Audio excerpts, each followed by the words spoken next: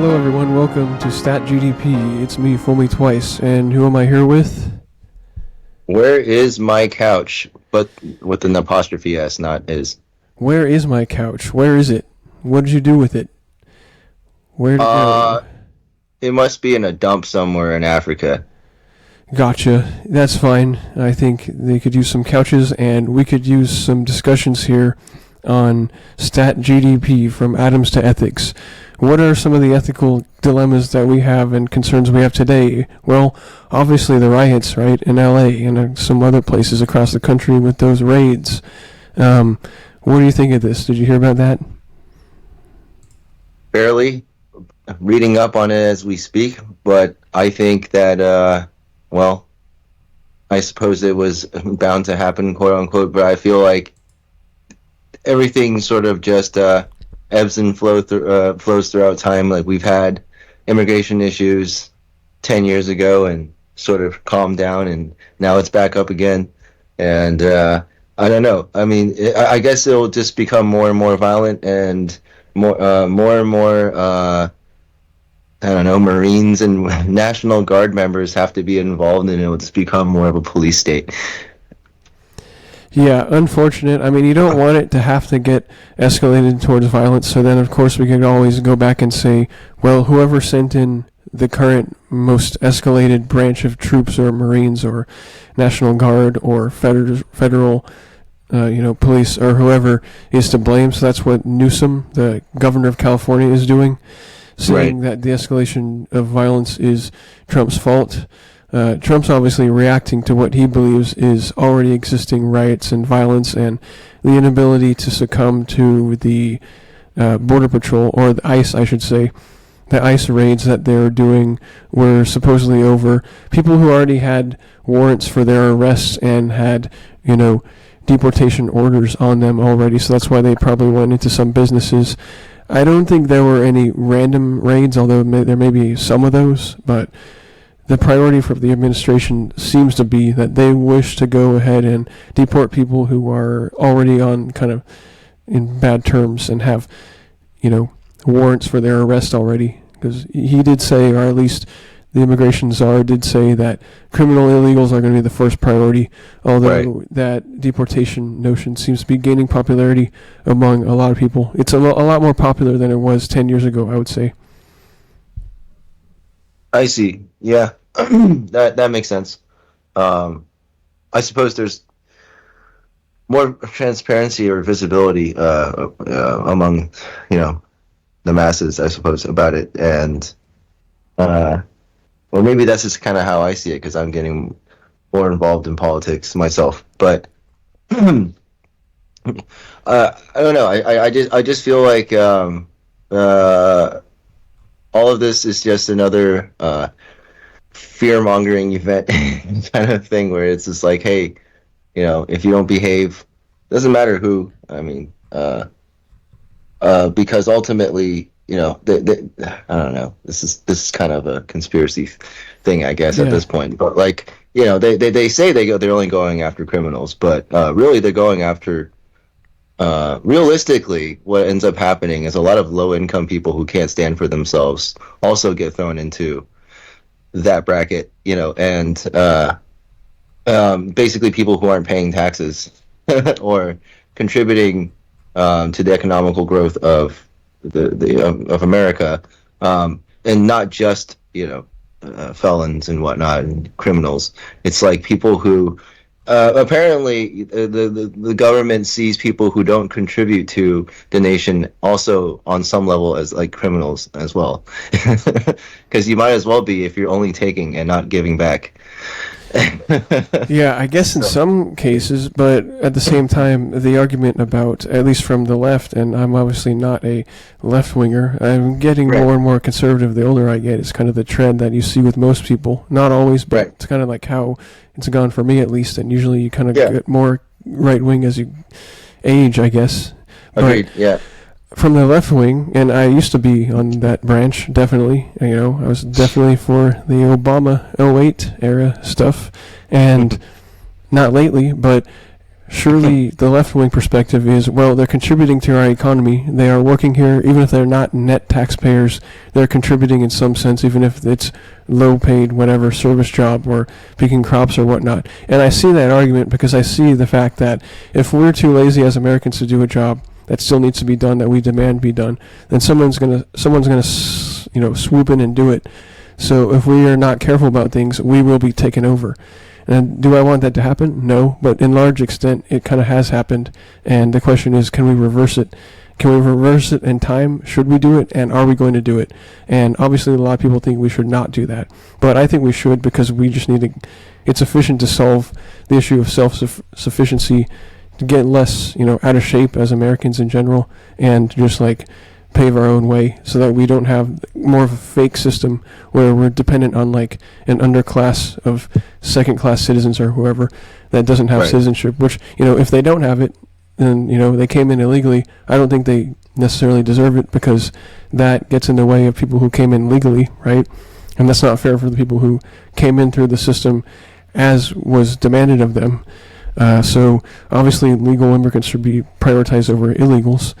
But if we're going to solve the whole issue, we're going to have to get really tough on immigration, unfortunately, and deport a lot of people, a whole lot, including people who might be here for not the worst of reasons, but okay reasons. They just want a better life. And it's I get it.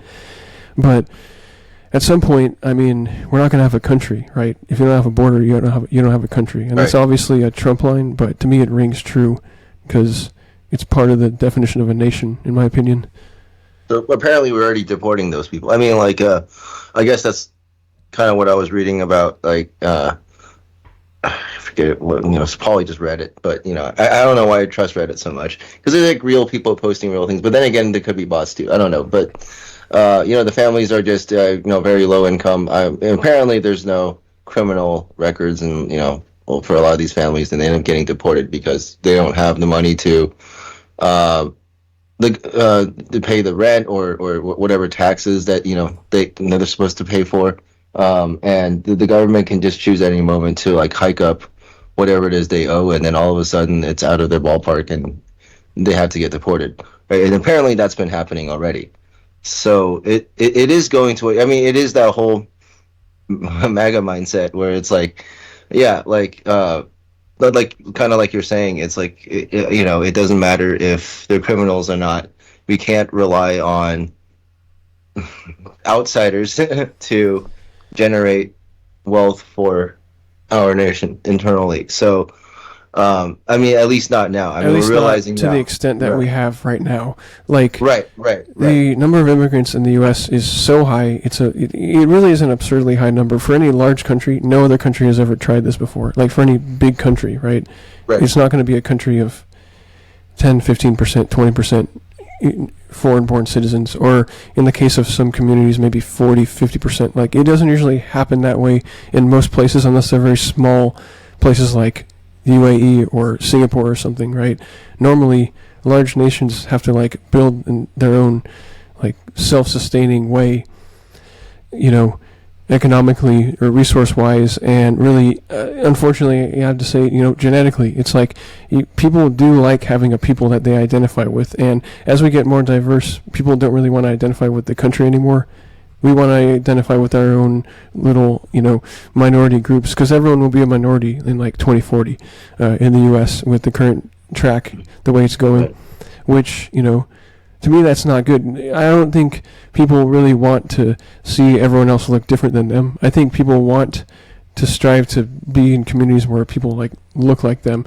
And, I hate saying it, but it just comes out whenever you see someone like the French Open champion female, Coco Gauff, from the United States, saying, yes, she's very proud and patriotic, but also for the people who look like her, to represent people who look like her. So I get it. It's you have national pride, but part of a nation is race, I guess, so she has racial ethnic pride as well. But, if she were white, she would never say such a thing. She would be accused of being a white nationalist or something. And apparently that's bad, right? So it's this weird thing in the modern era where we have to decide what our identity is as a nation. And at some point, it doesn't really become workable anymore. So, yeah, we'll see what happens. So are you calling that America being the world's first melting pot nation of our human civilization, after all this time, finally we're able to come to the conclusion that it's not better than a homogenous nation? Absolutely. I am claiming Yeah. that a homogeneous Okay. nation is absolutely better because Okay. everything exists only to the extent that you can compare it to its opposite, right? So because Right. you only know that air exists if it changes its velocity or its composition of oxygen or carbon monoxide. If Sure. it changes its Right. atmospheric condition, you can see air, you can feel that air exists, but otherwise it doesn't exist. A fish don't know that they're in water, whatever. They feel it with their fins and whatever, but it's like you don't know what something is until you see its opposite, to acknowledge the binary continuum of it, right? So therefore, Sure. when race stops existing, racism stops existing as well. In other words, you have a 100% homogeneous society. Nobody even knows about race. We just all know we're the same tribe, and you don't have racism. You just have like tribal inner bickering of cliques within the tribe, but Right. nothing that approaches like because you're a different race or nose type or whatever, skin color, like an entirely different thing. That as shallow, superficial, front level creatures we identify with. We do it because we Right. have to. It's our nature. We think we're like the most enlightened creature or whatever. We think we're the most intelligent, but we're still shallow creatures, right? And Right. we can't really get outside of our own nature, I guess, at Right. least very quickly. Being from, I guess I didn't spend that much time in another country, but I was born in China, where everyone was Chinese then, and you don't feel the need to be racist, right? So then coming to America, I realized that the largest motivator for you know. For separation of the masses is race. It's not even Yes. money No. or nobility or hierarchy, social hierarchy stuff. It doesn't even, because like in China you have the biggest thing you have is social hierarchies, right? You have people who maybe work for the government versus like farmers.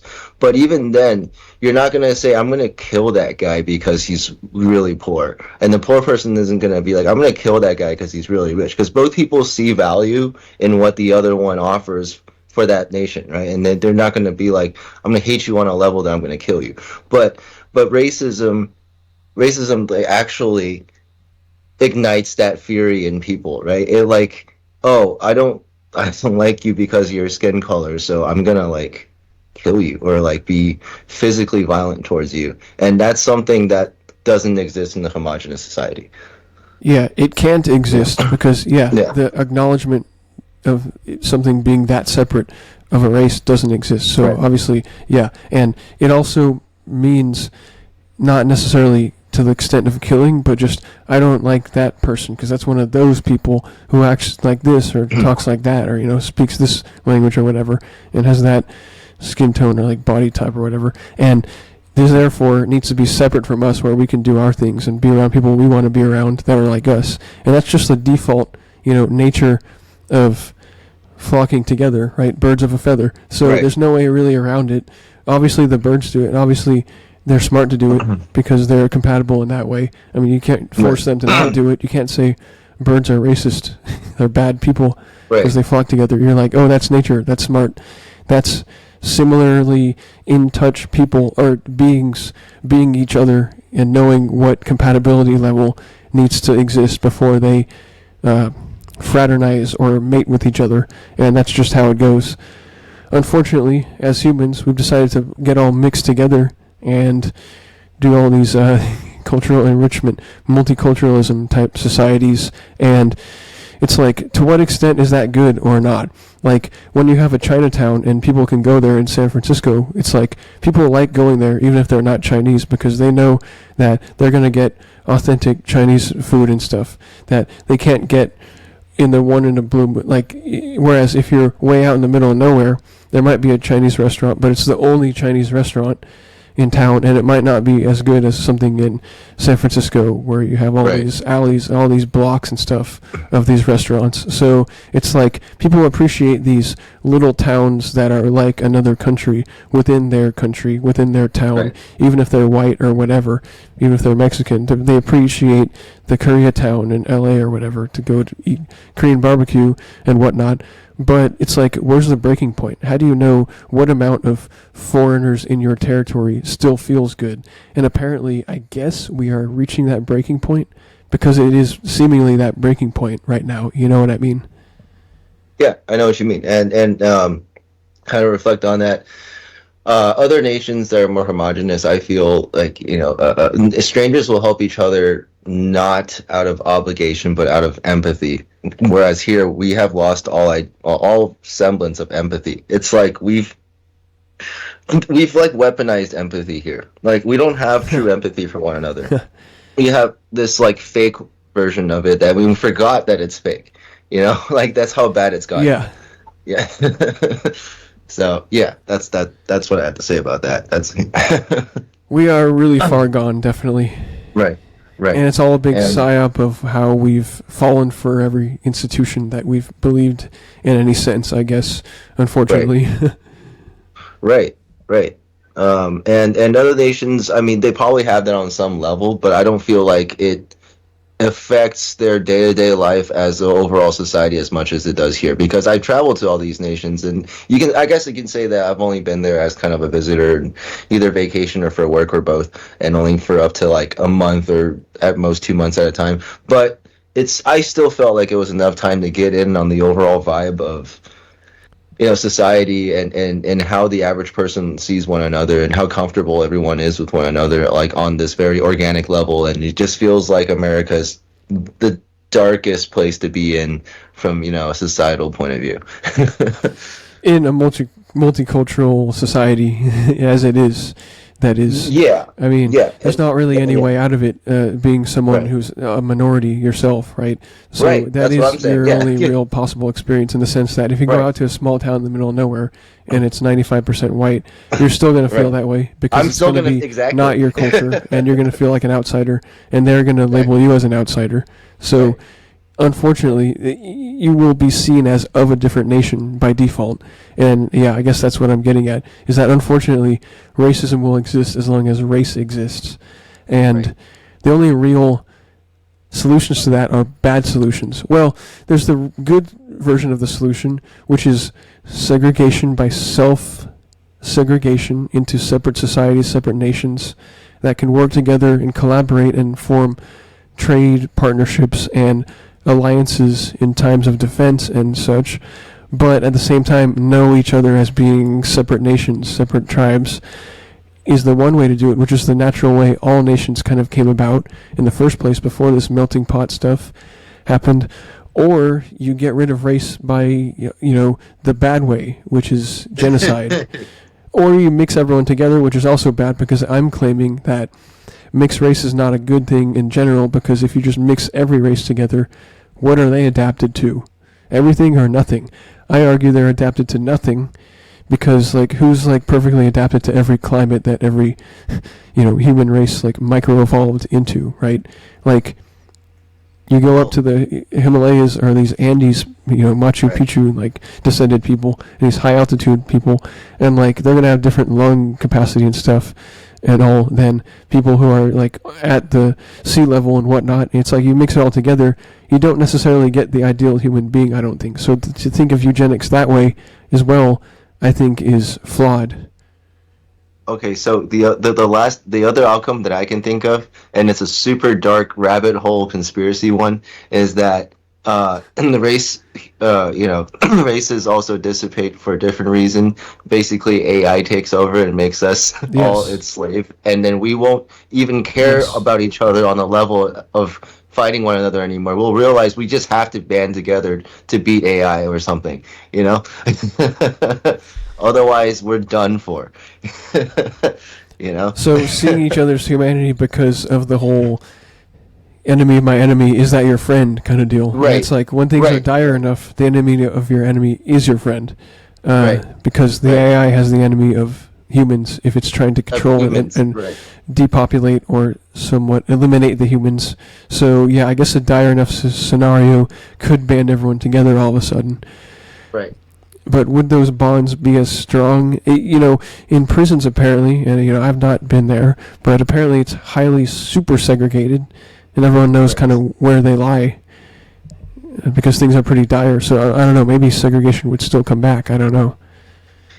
Well, this would be a mass prison break situation where everyone realizes that all the guards are either not looking dead or like not going to return for 5 minutes, and they're all looking at each other like, okay, we all need to like work together in order to leave. Like, not one of us or one group of us is going to be able to break everything open in time, you know what I mean, to like make us escape. So we all have to get together, and then we'll all be out. And then sure, there might be like riots or like fights afterward, but I feel like maybe I watch too many Hollywood movies or something. But usually when you have, you know, these kind of situations come together, and at the very end, if they all make it out, then like they all just go their separate ways. Like, you know, all of the old tensions and whatnot from the prison cell just kind of dissipate, and they let bygones be bygones. I feel like that is the more organic outcome, but perhaps, yeah, maybe everyone's so far gone now that once they make it out, help each other make it out, they'll still kill each other afterward, which is completely counterproductive. But you know, it is what it is. That might be a good case scenario if you're talking about somehow solving the race issue. Because you're saying somehow the race issue is solved because a worse issue is afoot, which is the whole AI taking over. I mean, are we even united enough to band together in that kind of situation, though? I don't necessarily think so, because no matter how good we have it, we still remain maybe further and further divided. I mean, it looks like there's that inherent divide. That's true. That's true. It's interesting. Sorry to cut you off. Yeah. Right.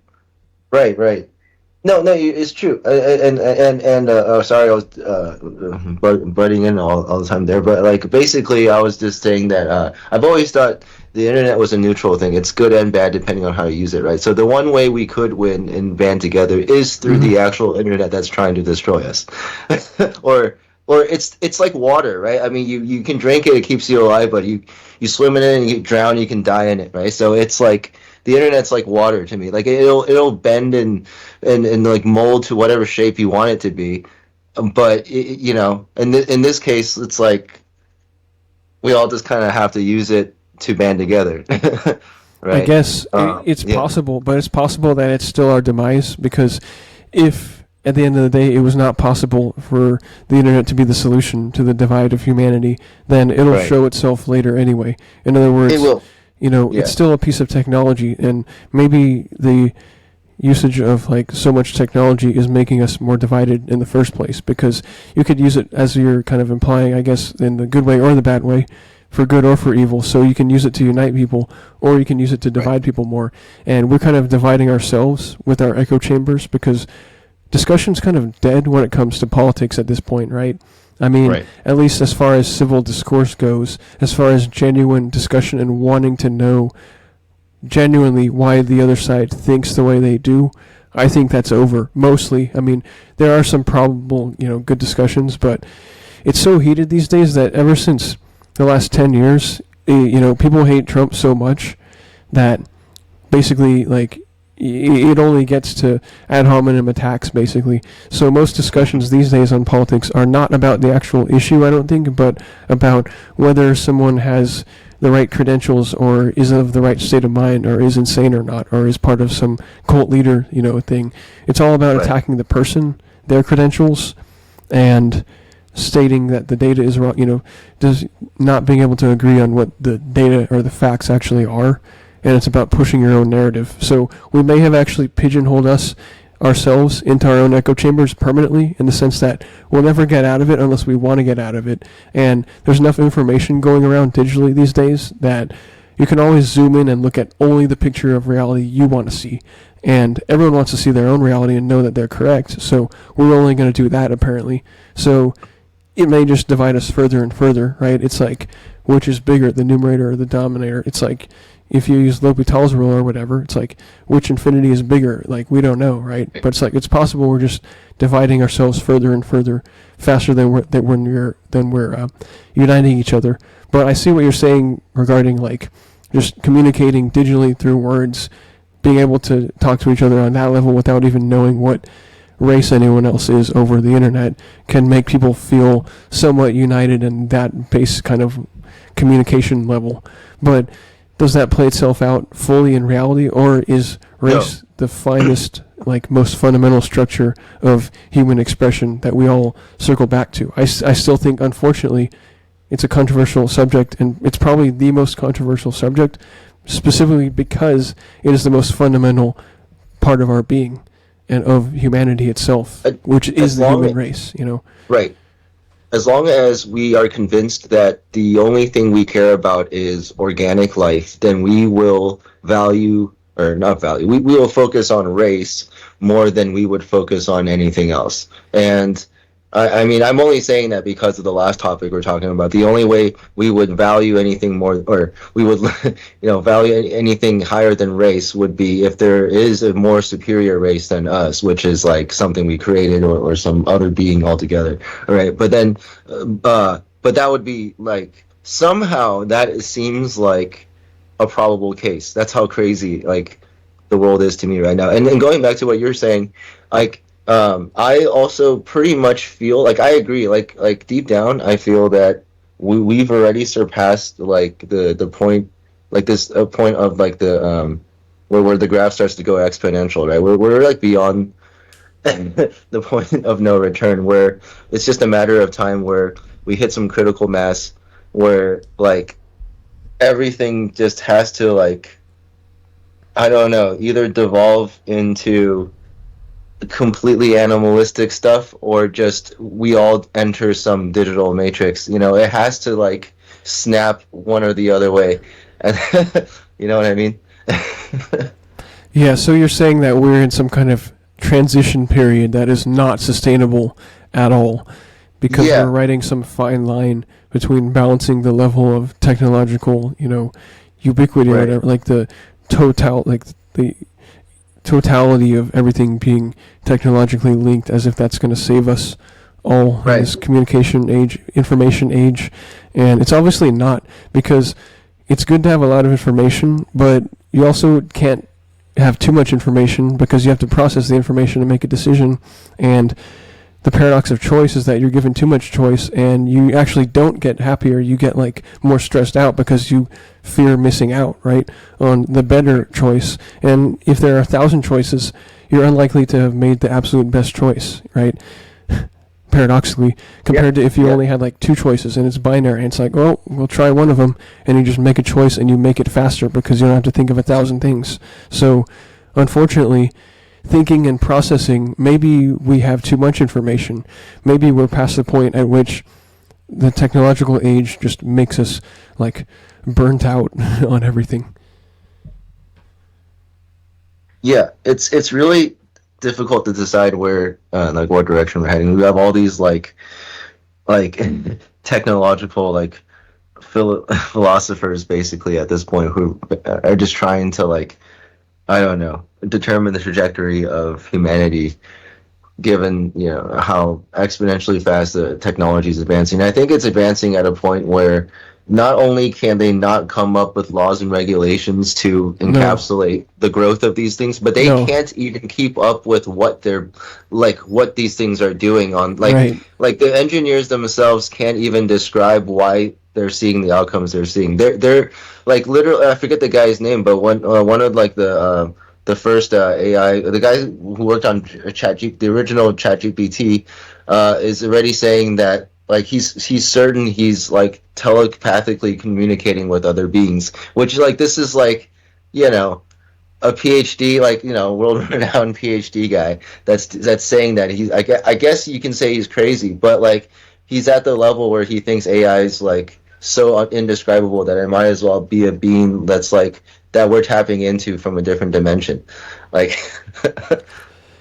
Yeah, so, basically, but there's also the organic factor, right? There's also the factor that there's, as you're saying, there's no way to predict to the extent to which it advances. There's no way to predict or fully regulate what it's actually doing, because you don't know what it's actually doing, the extent to which it's doing it, how much more advanced it's getting in its processing, and what it's capable of doing in parallel and all, and how fast it can learn or teach itself how to learn and teach other beings, I guess, within what they're communicating within, like how to learn and like with their own languages and all. And there's the organic factor, which is that it's hard to predict what an organism will do. It's still experimental, and these social engineers, and I don't mean programmers, I mean the people who oversee and the regulations and approve things on how things are supposed to go with regards to how we're supposed to interact with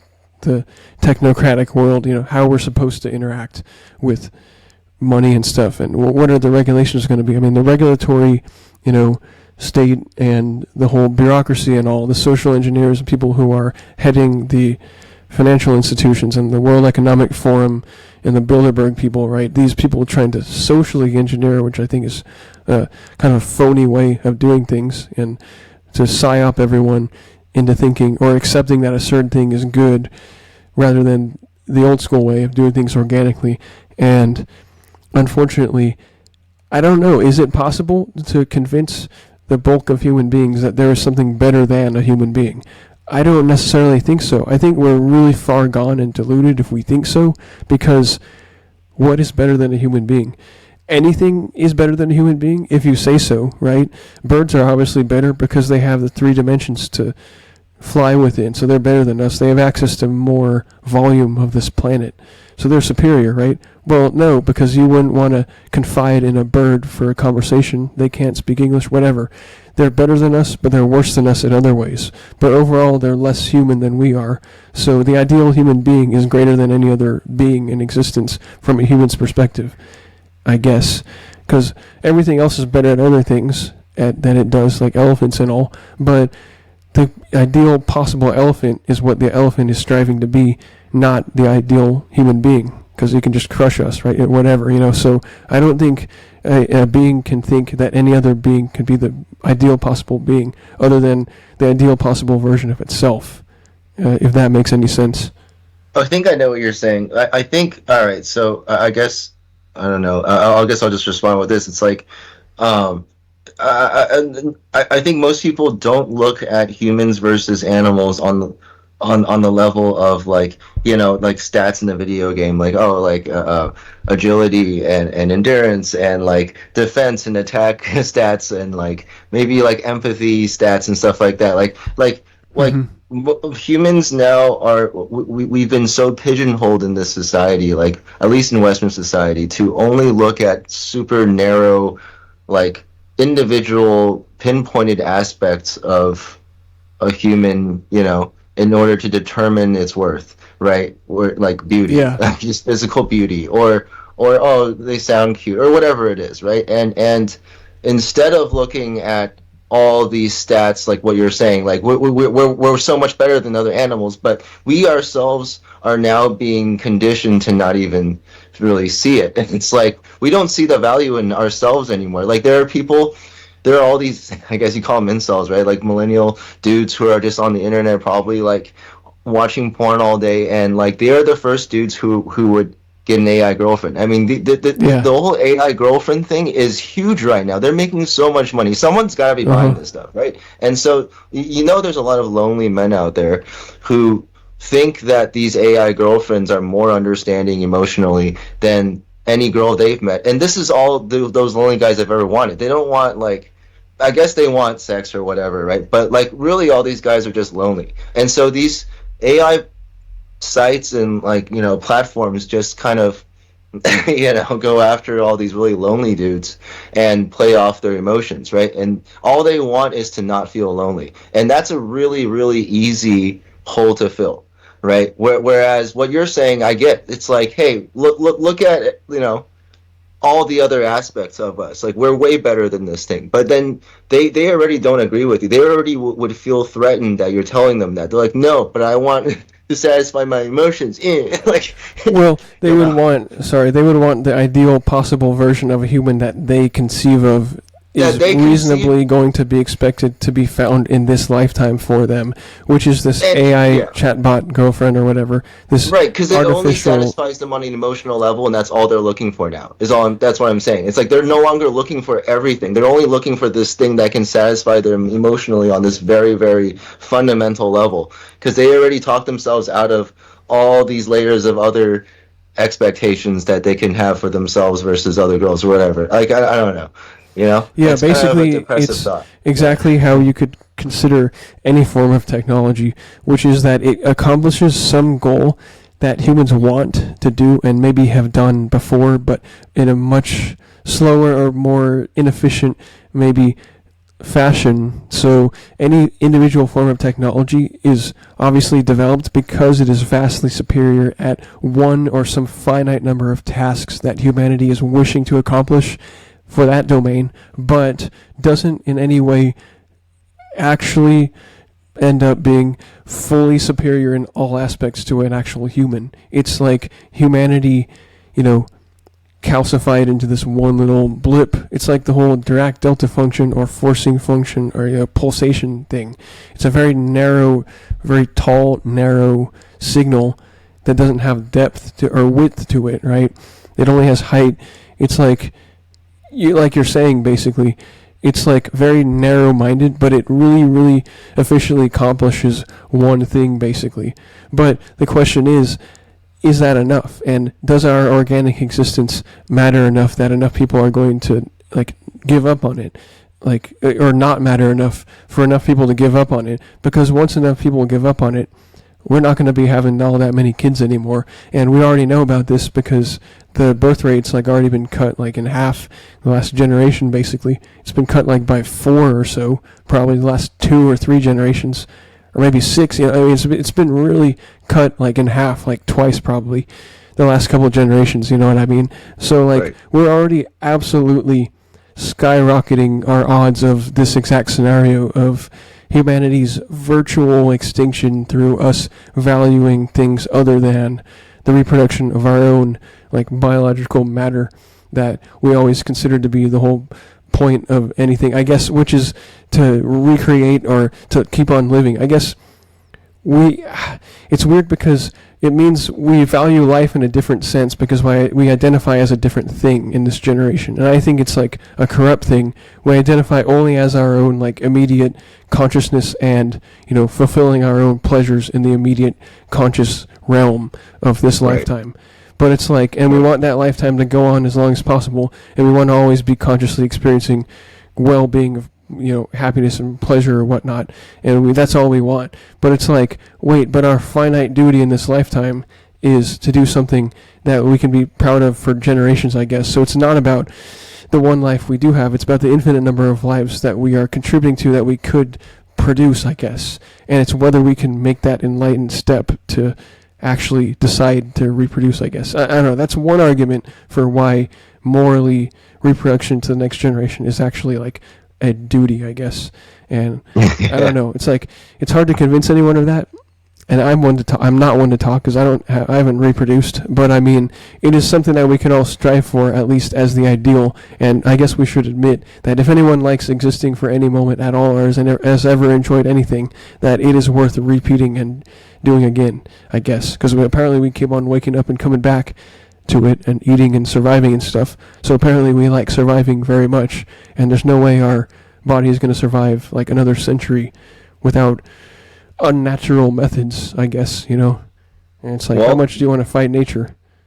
Well, that's kind of what you're describing is one of the reasons why I believe in conspiracy theories, psyops, and all these hoaxes and stuff. Because why are we all, as a mass, convinced, like you're saying, to not have kids? We definitely innately want to have kids, but there are so many societal factors that are motivating us the opposite direction. It's is it intentional or is it not intentional? And then I feel on some levels it could be intentional, but what it comes down to is just the whole depopulation thing, right? Whether or not that's intentional. But maybe it's just nature playing itself out, realizing naturally from an organic point of view that there's going to be the overpopulation problem, and somehow is biologically programming us to not want to have kids as much, or it's a nature and environmentally, thing, yeah. right? Yeah, so it's both nature and nurture, possibly, where we're also being convinced by propaganda and whatnot, or news and all these ads and to not have kids, and basically, hey, you want to have fun while you still can, no, take it easy. Like, oh, I don't know what all this stuff is, right? It's like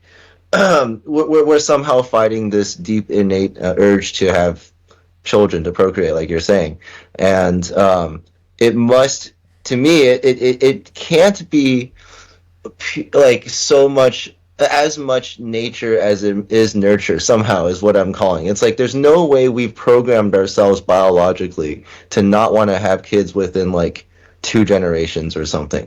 Like this has Right. to be We are still genetically similar enough Right. after 2 or 3 generations. So Right. it is the Right. programming, it's the environment. It's programming. Yeah. Right. Because as you see, having kids, you don't want to have kids because, as you may know, having kids is expensive, right? Right. And you might, you don't want to like spend a bunch on your kid. Like you want to spend it on yourself. You want to have money, right? Because money is more important than kids. You see? Right. Right. Right. Exactly. Exactly. You want to both have an income, right? The DINK thing, a dual income, no kids. Isn't that great? It's like, think about that. It's like you don't have to worry about paying for this pesky little kid who's just going to be this money pit. You deserve your own hard-earned money. You deserve to go on vacations while you still can. Don't be like these old folks.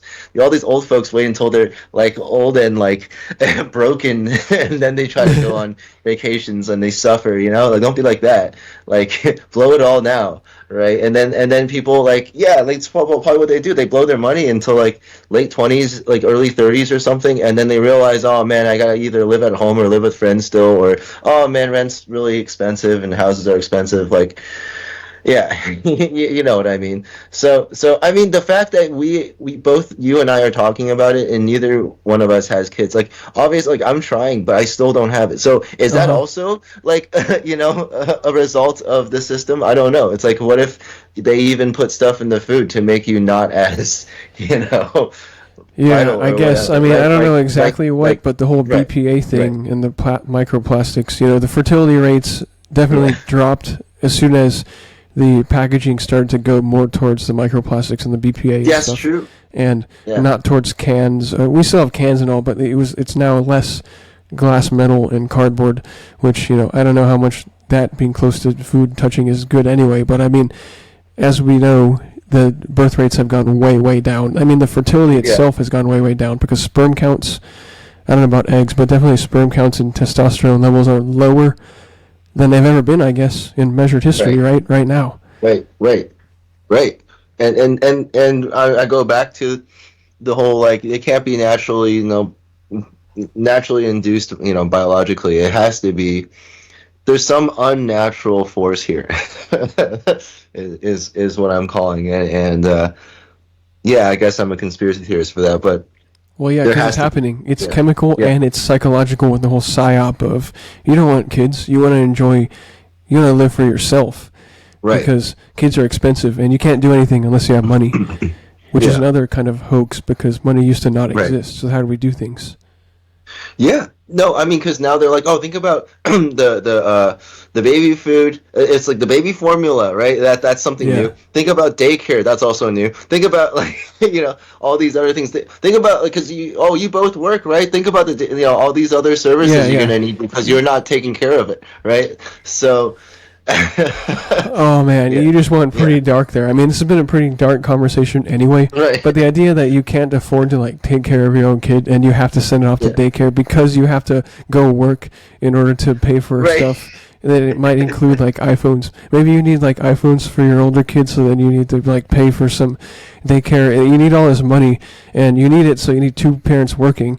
So Yeah. you need to like put them in school and like have the government school / daycare / their iPads raise them for you while you like make money for all these other like side like technological devices to make sure they're keeping up with the Joneses, basically, to keep them quiet and to keep them not crying and stuff over like not having the latest whatever, like the 8-year-olds with these iPhones and stuff. I mean, it's been a decade since I started, or 10, 12 years since I started noticing the 7, 8-year-olds with the latest iPhones and stuff. But it's been quite a time anyway. I mean, this is man. dating myself, It's- obviously, okay. but I'm a guy who got my first phone when I was like 15. It's just in Right. the middle of high school, so yeah, I still got a cell phone when I was in high school. But I remember the days of being in high school and middle school when we didn't have phones, or some people didn't have them. I didn't have one. So, obviously before that, everything seemed more organic. But nowadays, the default seems to be, well, whatever's on your phone is probably more interesting than whatever's actually happening around you in like the organic world, I guess. So it's been a long ways since then already, but it's already been 10, 12 years since we've like super saturated ourselves in technology. Well, I forget which book it was, but it was the author said, man, what was it? It was like like they were predicting how dark the future was going to be, how dystopian was going to be, and it was like children won't be had. The ones that will be had will be raised by the government. and that's playing out right now. Yeah, I mean, that's been that's playing out. That's by been default. playing out, right? Yeah. I guess I don't have the, accomplishments to say I've raised kids or anything. So it's not my purview to say how to raise a kid. But the idea, and I say but, so I'm obviously going to contradict myself right now. But the idea that you could actually raise a kid while spending such minimal time around one, it seems kind of dubious. I mean, if you're raising your kid, but they're also going to school most of the time and then doing homework, and it's not like you're helping them on all their homework. It's not like most parents probably don't even know what their kid's doing in school, but unless they're trying to be good parents, so they do, and they do ask what's going on in school, and they do help with some homework. But it seems like nowadays it's probably the case that, and again, I'm not super qualified to say so, but the way that people talk about things, it seems like most parents aren't super, well in touch with what's going on in their kid's school, unless there's a big problem that comes up. And then most of the time, they just hope that there's not a big problem. But as soon as there is a big problem, maybe they get some other tutor involved or send them to some other tutoring style type daycare where it's still like another daycare, but it's to get them better at school and get their grades up, make sure they don't fall behind. But how many parents are in a job where they're still using the knowledge that they learned in school to where they can help their kid with getting their grade up this semester or whatever? It probably isn't that high, and from doing some teaching, tutoring type stuff on the side and all, I would say it's not that high, and I think they just kind of outsource that a lot in a great extent to where if you meet with these parents, they're happy that you're there, that they know that you're in good, that they think their kid is in good hands still because they're shuffling them around through the system, whether it's the public school or the private education on the side, tutoring services and stuff. They look at you like they're happy that their kid seems to still be in good enough hands because they are reaching out in desperation, paying all this money on the side. Even though they pay taxes to the public schools still, now they're paying this side, like, high-priced tutoring service on the side that's also they're paying, so they feel like, oh, this costs a lot, so therefore I'm in good hands because I'm paying for some service. And it just becomes this services-based shuffling around of putting their kids in different activities and stuff. And once again, I'm not qualified to talk on this, and I'm talking on it anyway. But I've seen it because I am qualified because I've been in that middleman type tutoring role where I've seen where parents drop their kid off, and they look at you and they feel happy that their kid's in good hands because they shuffled them around the system. You know what I mean? It's dark, but that's what it is, it seems like these days. I mean, I'm not qualified to talk about it either, but I do have a data point for you that I feel like you might appreciate. So, and I have a mutual friend up here.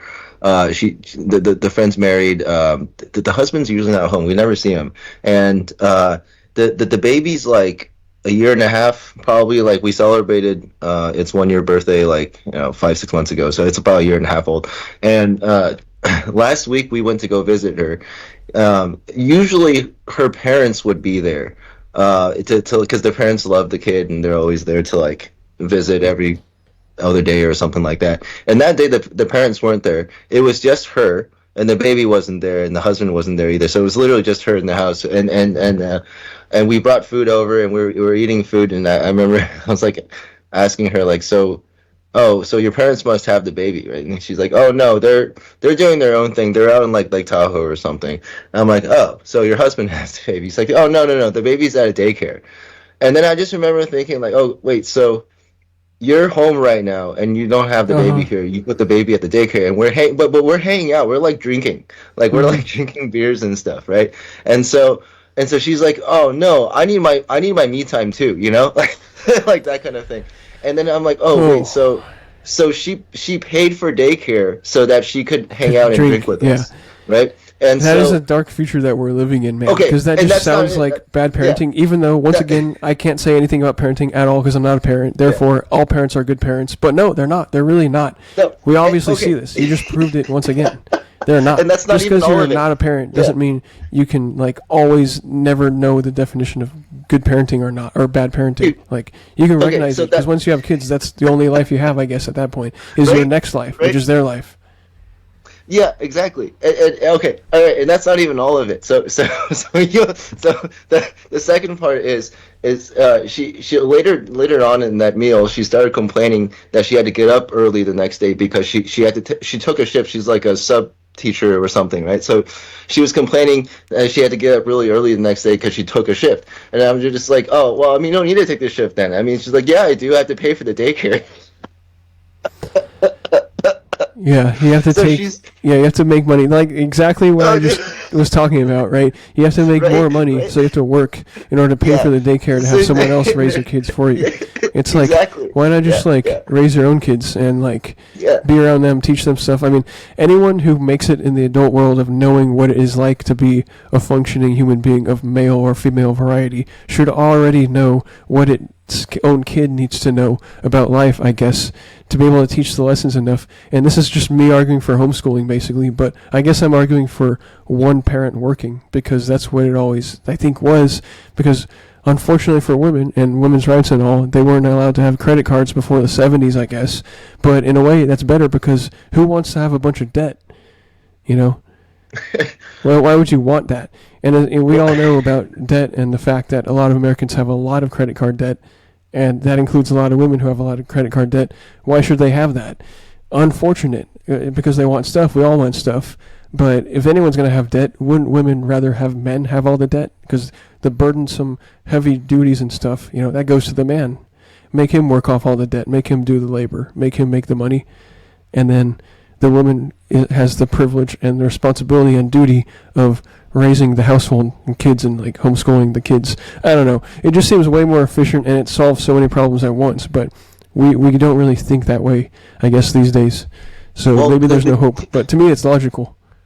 Yeah, I mean, it is logical. And the conspiracy theorist in me says that if the country wanted everyone to be financially stable and literate, they would have made everyone financially literate when they gave all women the ability to have credit cards, right? It's like, hey, take this card, but hey, take this course first to know what it's like to be financially literate with this card. But none of that ever happened. It's just like, here's all, have a crazy limit and spend. Oh, you spent over and you can't pay it off. Well, now you owe this much every month, this minimum amount, until you pay it off. And then it's just like this entrapment thing. I don't feel like it was ever really to help anyone. It's just it just sits out there with people who have maxed out their accounts and they're never going to pay it off because they're only paying off the interest. And it's like, what's your interest rate? And it's like, I don't know. It's like, I bet, I mean, unfortunately we know this to be true, but a lot of people don't know their interest rates going in, or obviously, I mean, it's in the fine print, so who reads fine print? If you read fine print, you're going to be reading all day on everything, and people are going to be telling you to hurry up, because unfortunately, language is almost kind of a hoax because you get into the details. Whoever wants to dive deep enough into the details is going to find something that invalidates the entire agreement, I guess, because it points out a scenario that is overly specific that never exists in reality, but is a necessary condition for the contract to be fulfilled. So you can always nitpick stuff is all I'm saying. But, yeah, sorry, that changes the subject. But anyway, having kids and all, and the whole shifting the responsibility of who's going to raise the kids to the government, it's a really dark future and reality and present we're living in, I guess. It is, because, I mean, we already see it, right? You have all these, we've talked about kids on iPads and devices and the Black Mirror stuff all the time, and they look at that device. They've done studies with the brain, on this stuff, where they plug all these diodes into a kid's brain, and they see their emotional response to opening up an iPad and seeing their home screen for the first time that day versus seeing their mom for the first time that day, and the majority of the kids want to see that screen turn on. more than they want to see their mom, right? And that's like from a very deep organic level already, and it's like, well, it stems from there, right? That's just the seed. I mean everything in life follows from that, right? So if you already value this thing emotionally more than you value your own mother, then that's already, this diversion from normal life right there. It's just crazy. What you stated just there just proves that we're already kind of merging into the technology, into machines, where we identify more, not necessarily as machines, but in a way, yes, maybe not consciously, but subconsciously having more of a wavelength that is fitting or more in common with the machine and vibing with it than with the human being who's supposed to be the closest one to you or whatever. So once that's the case, where family is second to machine, we're pretty close to merging with machines. Maybe not biologically, but it's already on an emotional level. It's affecting our biology. It's affecting our posture or whatever, where you have a hunched over, look, the hunched phone look. It's like... Right. It is. Yeah.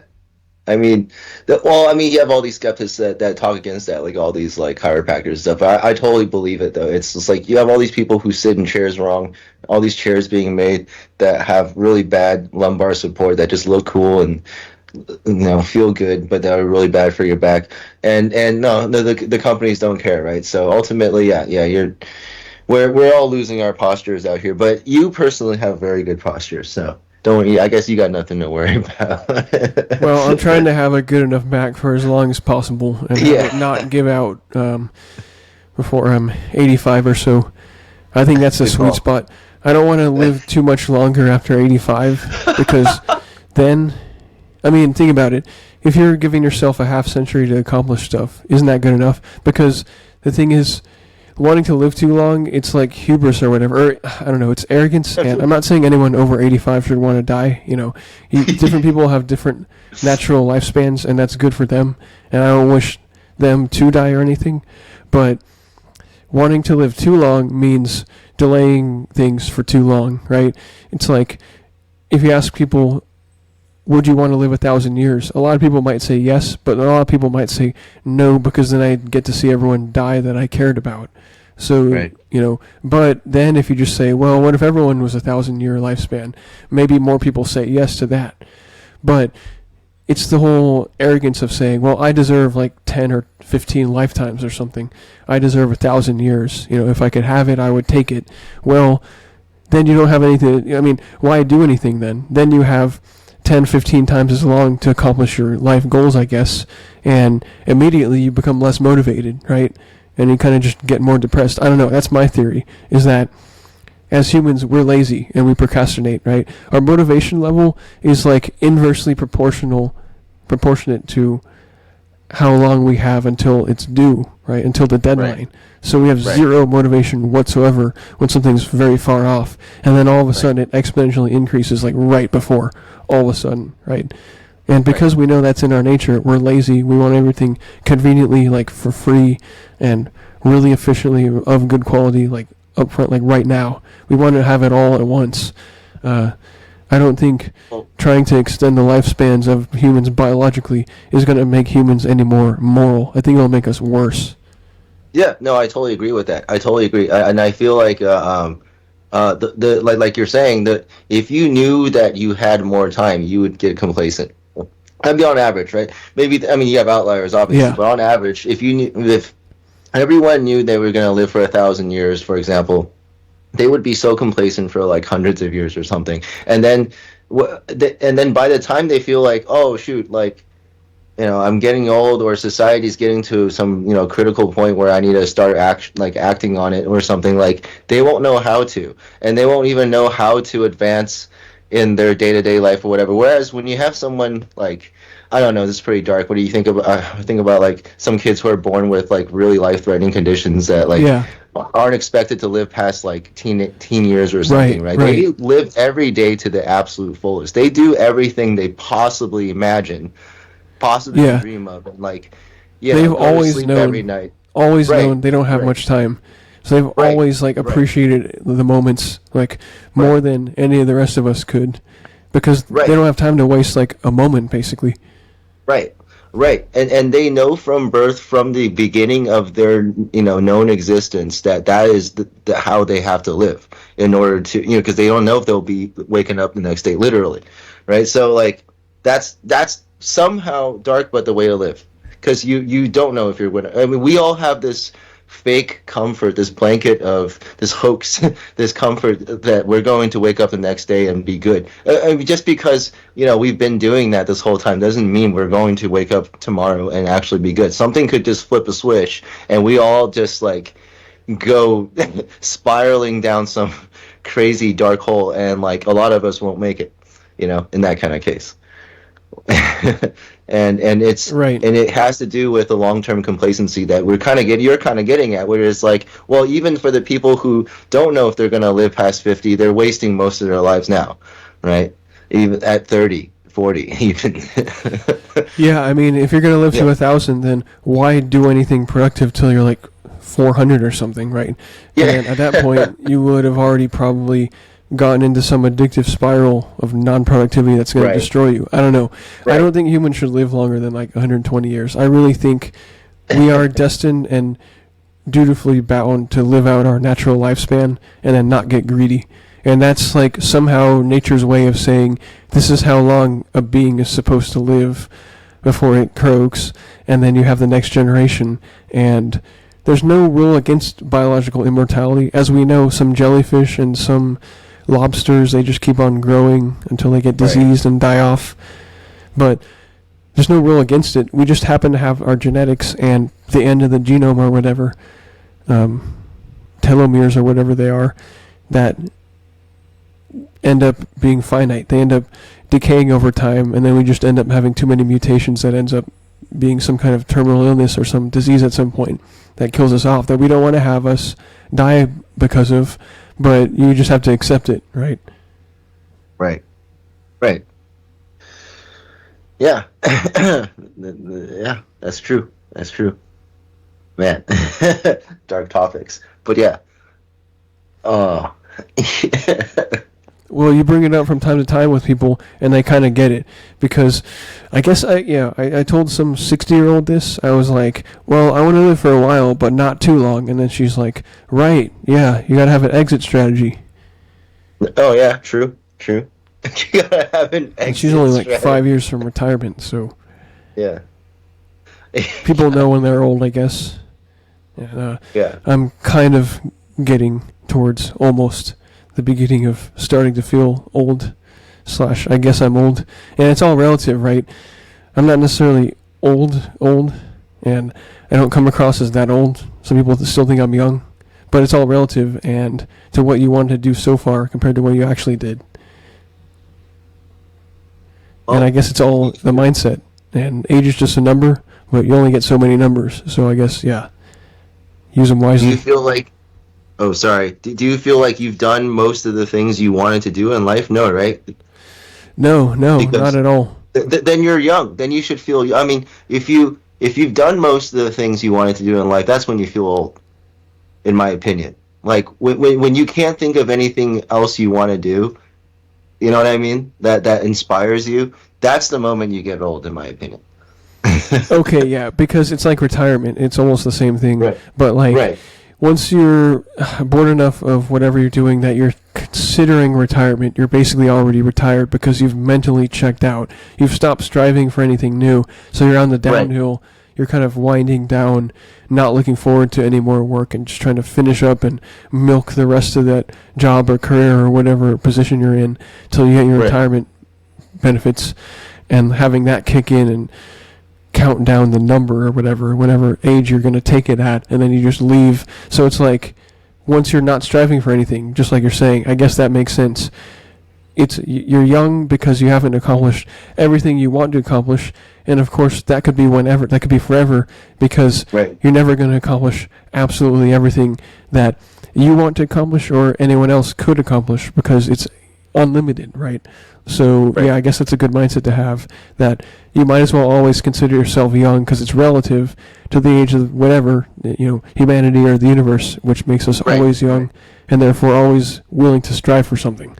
And that's always the duty that we have, to strive for stuff, which is why old people have to exercise still. We all have to exercise, and we all have to stay sharp mentally. And yeah, I guess that explains it. Yeah, you got it, man. I mean, basically, at your actual age, like you definitely shouldn't be feeling "quote unquote" old whatsoever. So it's just, yeah, like you're saying, like you just, said, it's just a matter of mentality, right? I mean, there are people who are probably 90 that in the moment, if you sat in their mind and felt how they felt, it's like, dang, they feel younger than me, like or something. You know what I mean? Like it's like there are probably people like 2 or 3 times older than you and me who feel younger day to day than you and I do, because somehow they've managed to like lift all of the woes off of their own shoulders and only like strive towards something that they really want to do that day. Like their energy is always like, I don't know, directly forward or something, and you know what I mean, like the same direction all the time. But anyway, yeah, it's hard to do. I guess that's the only real mindset that you can or should have, because that just maximizes human potential in general, is to assume you're always young and you could go at any time, as in die, and then Right. therefore you might as well maximize any potential you have in any moment. And therefore it's not really about you, it's about what you need to do to honor nature, or whatever you want to call it, the universe, God, whatever religion Right. you have. It's like we need that sense of spirituality. And then nowadays we have dropped out of a lot of that, and then I'm just wondering, it's like, are we going to turn back to that more? And I know some people have stayed religious and consider themselves devout and whatnot, but obviously we are in a religious decline. And are we in a spiritual decline? I would say so, because we're trying to replace our spirituality with more and more, bureaucracy and technology, I think, because now it's about, we're probably more divided because we're less spiritual. I don't know. That's a theory I have as well, because what is it that you prioritize your, worth morally over anything else? Maybe it's just politics these days, and maybe it's always still about what's good versus evil. And if we don't have the spiritual dimension to perceive that as much, then we're going to go to political, and therefore it's not statesmen going to civil discourse and debate genuinely with each other. It's, I'm the good guy, you're evil, and anyone who supports the other side is also evil.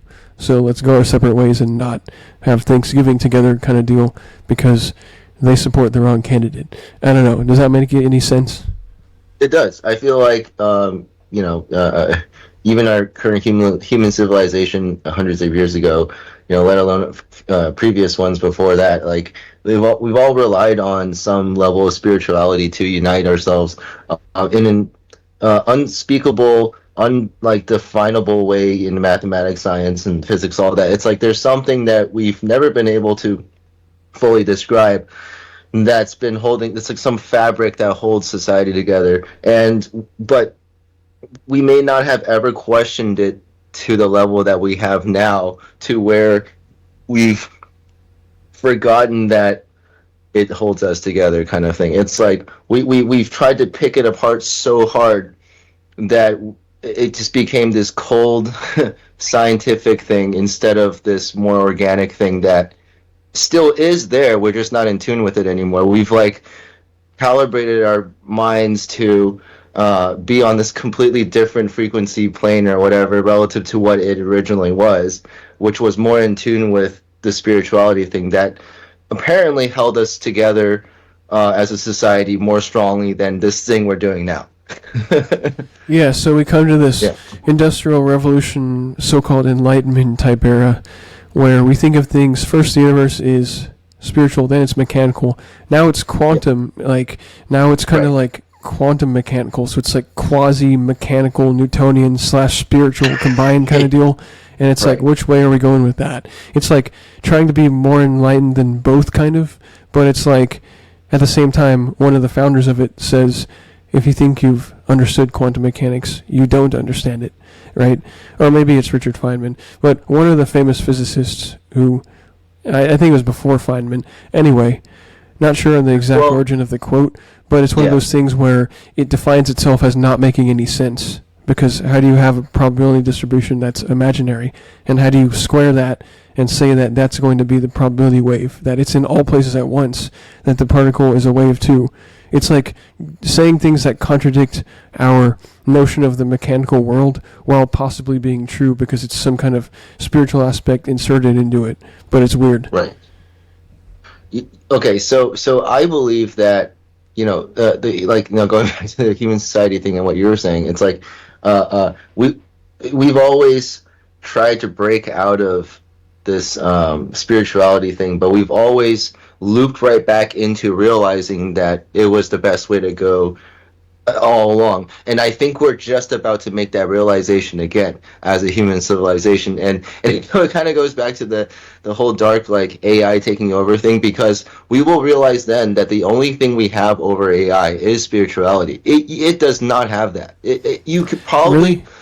I mean, I don't think it agree, will have but couldn't spirituality. it still have an extremely approximately, good model that mimics spirituality? It's still that whole fine line deal where you could say, talking to AI, have it come up with its own spiritual book and Right. just randomly write a text that is a spiritual story or holy book of some new religion, and Right. surely it would come up with it, and it would gather the elements of different religions and come up with a slightly different version of something combining Hinduism with Christianity and whatnot, Scientology and all of them, and come across as totally new and different from all of them, but at the same time having the highlights of all of them.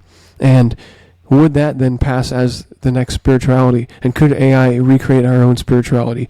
I mean, I'm believing what you just said, which is that the original organic spirituality, or whatever you're possibly implying there, is the way Right. that we're going to have to turn back towards in order to have that genuine like confluence of like being in touch with nature that we always desired in the first place anyway. Like that is going to come back and loop back on itself. But is it possible that as religion evolves, some form of AI will create the next religion? And it probably will, right?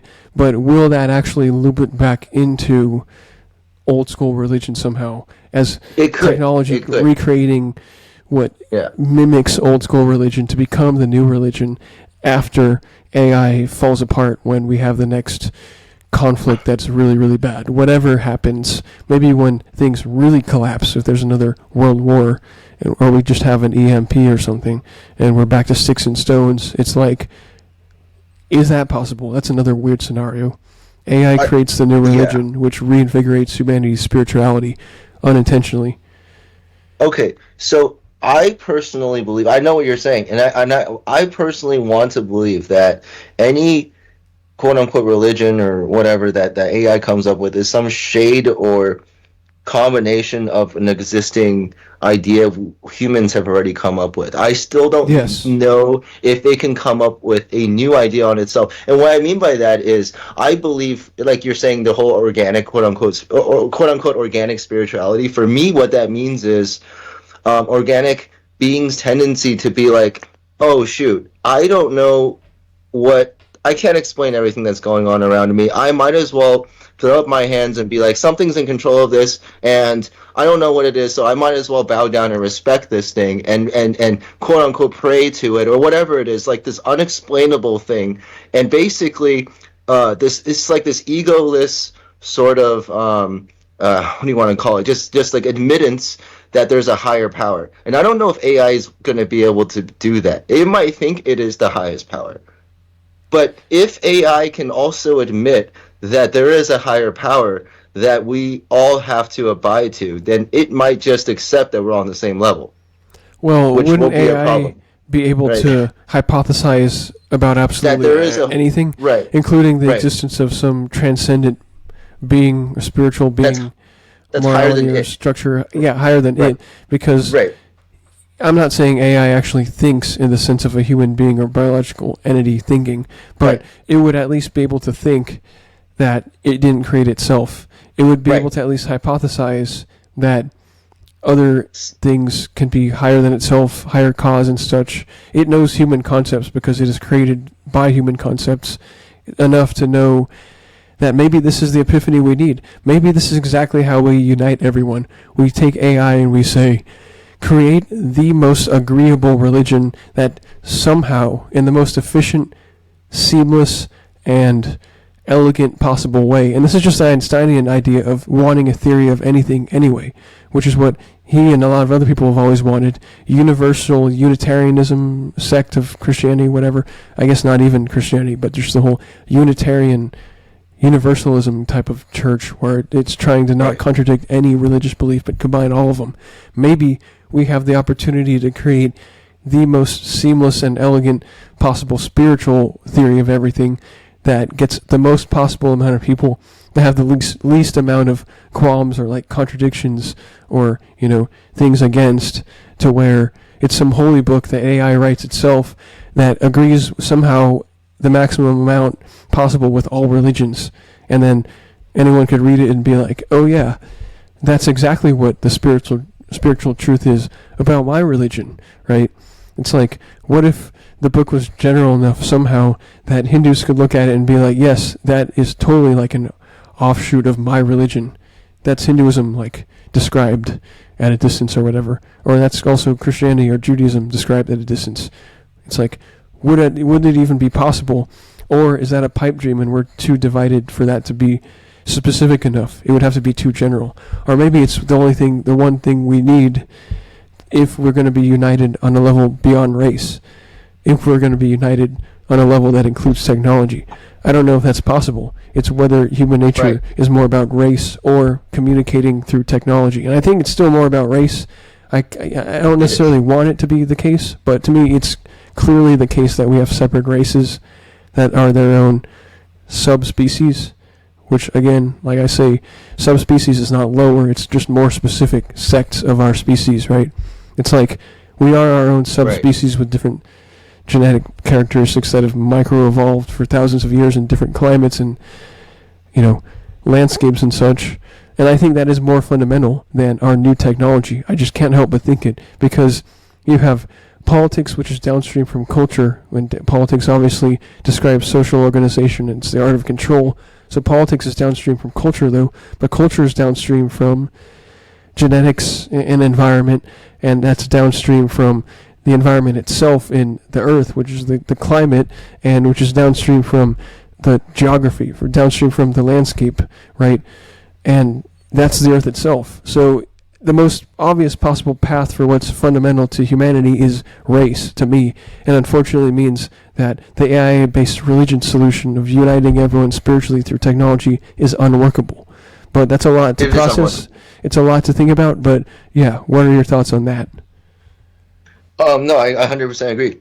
It's unworkable. I think that if it were to come up with like a one-size-fits-all solution, it would sound so fluffy and philosophical that most people would be like, oh, what is this, like, crazy, like, homeless guy crap, like it just sounds like some homeless guy preaching on the street kind of thing. But the moment you go like upstream, like you're saying, the moment you go upstream from that and try to get a little bit more detail in there and more examples, you start to offend some groups, right? And then the more and more you go upstream, the more and more people you start to offend, and then you realize you can't reunite anyone, because on the level that no one gets offended, no one's going to listen. And as soon as people start listening, they get offended. So, like you said, it's unworkable.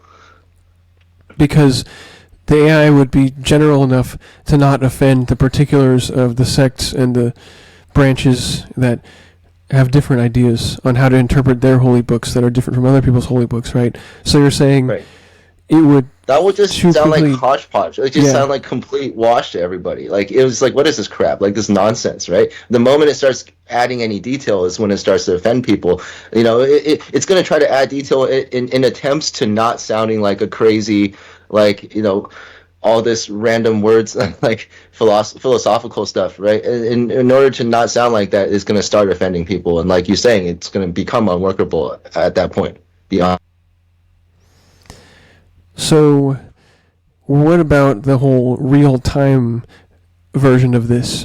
What about something that kind of oscillates between being too specific and too general, enough that it, in any given response, adjusts itself to the response it's getting from the human of what it's preaching as the true ideology or spirituality or whatever, to where it like oscillates with some kind of like latency or whatever you want to call it, like some, damping factor of how much it's going to change itself to be more specific and whatnot. Because maybe if it's this real-time chatbot type of deal, maybe it evolves and adapts to the humans who are currently here to be like the most seamless possible solution to all of our like disagreements. And again, it's not going to work because at the end of the day, unfortunately, I'm like pipe dreaming here. I'm like wishing and theorizing that maybe through AI we could just save the world and save everything.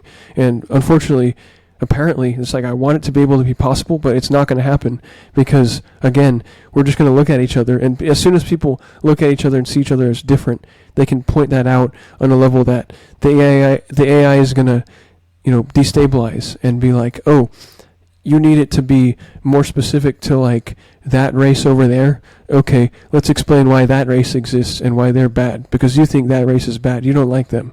So how did they come into existence? Oh, they got like painted the wrong skin color, like when they did something bad, like at the beginning of creation of everything. Some creation myth that explains the different races that are not united and why we speak different languages and things. It's going to come up with, like you're saying again, something more specific that's going to offend one person and totally destabilize their relationship to like the world spirituality solving AI bot to where it can't possibly be a reflection of more than one other religion or one person with their specific interpretation of their sect, right?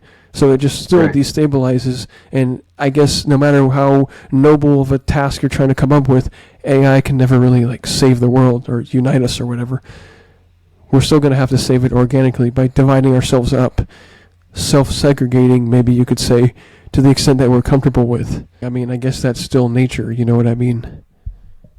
Yeah, and the thing I was going to add about the whole AI religion thought experiment was that one viable solution for in terms of what AI can do to resolve the religion conflicts in our society is instead of coming up with a new religion, perhaps be a translator, like a religious translator, where for example, if some Muslim guy talks about Islam and Allah, and it can translate that into something Christian or biblical related for some American, and then therefore there will be less strain between the two when it comes to religious concepts.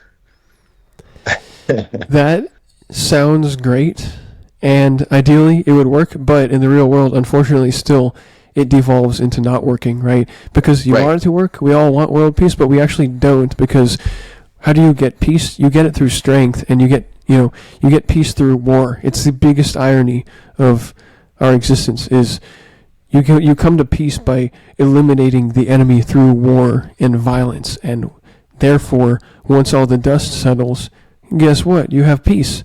You destroyed the infidel. You destroyed the enemy.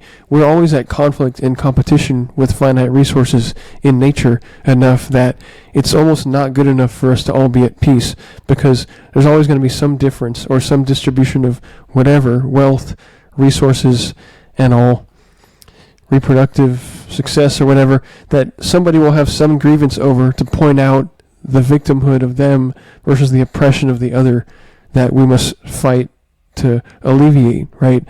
So we're always going to want to fight to kill the infidel or eliminate the other side.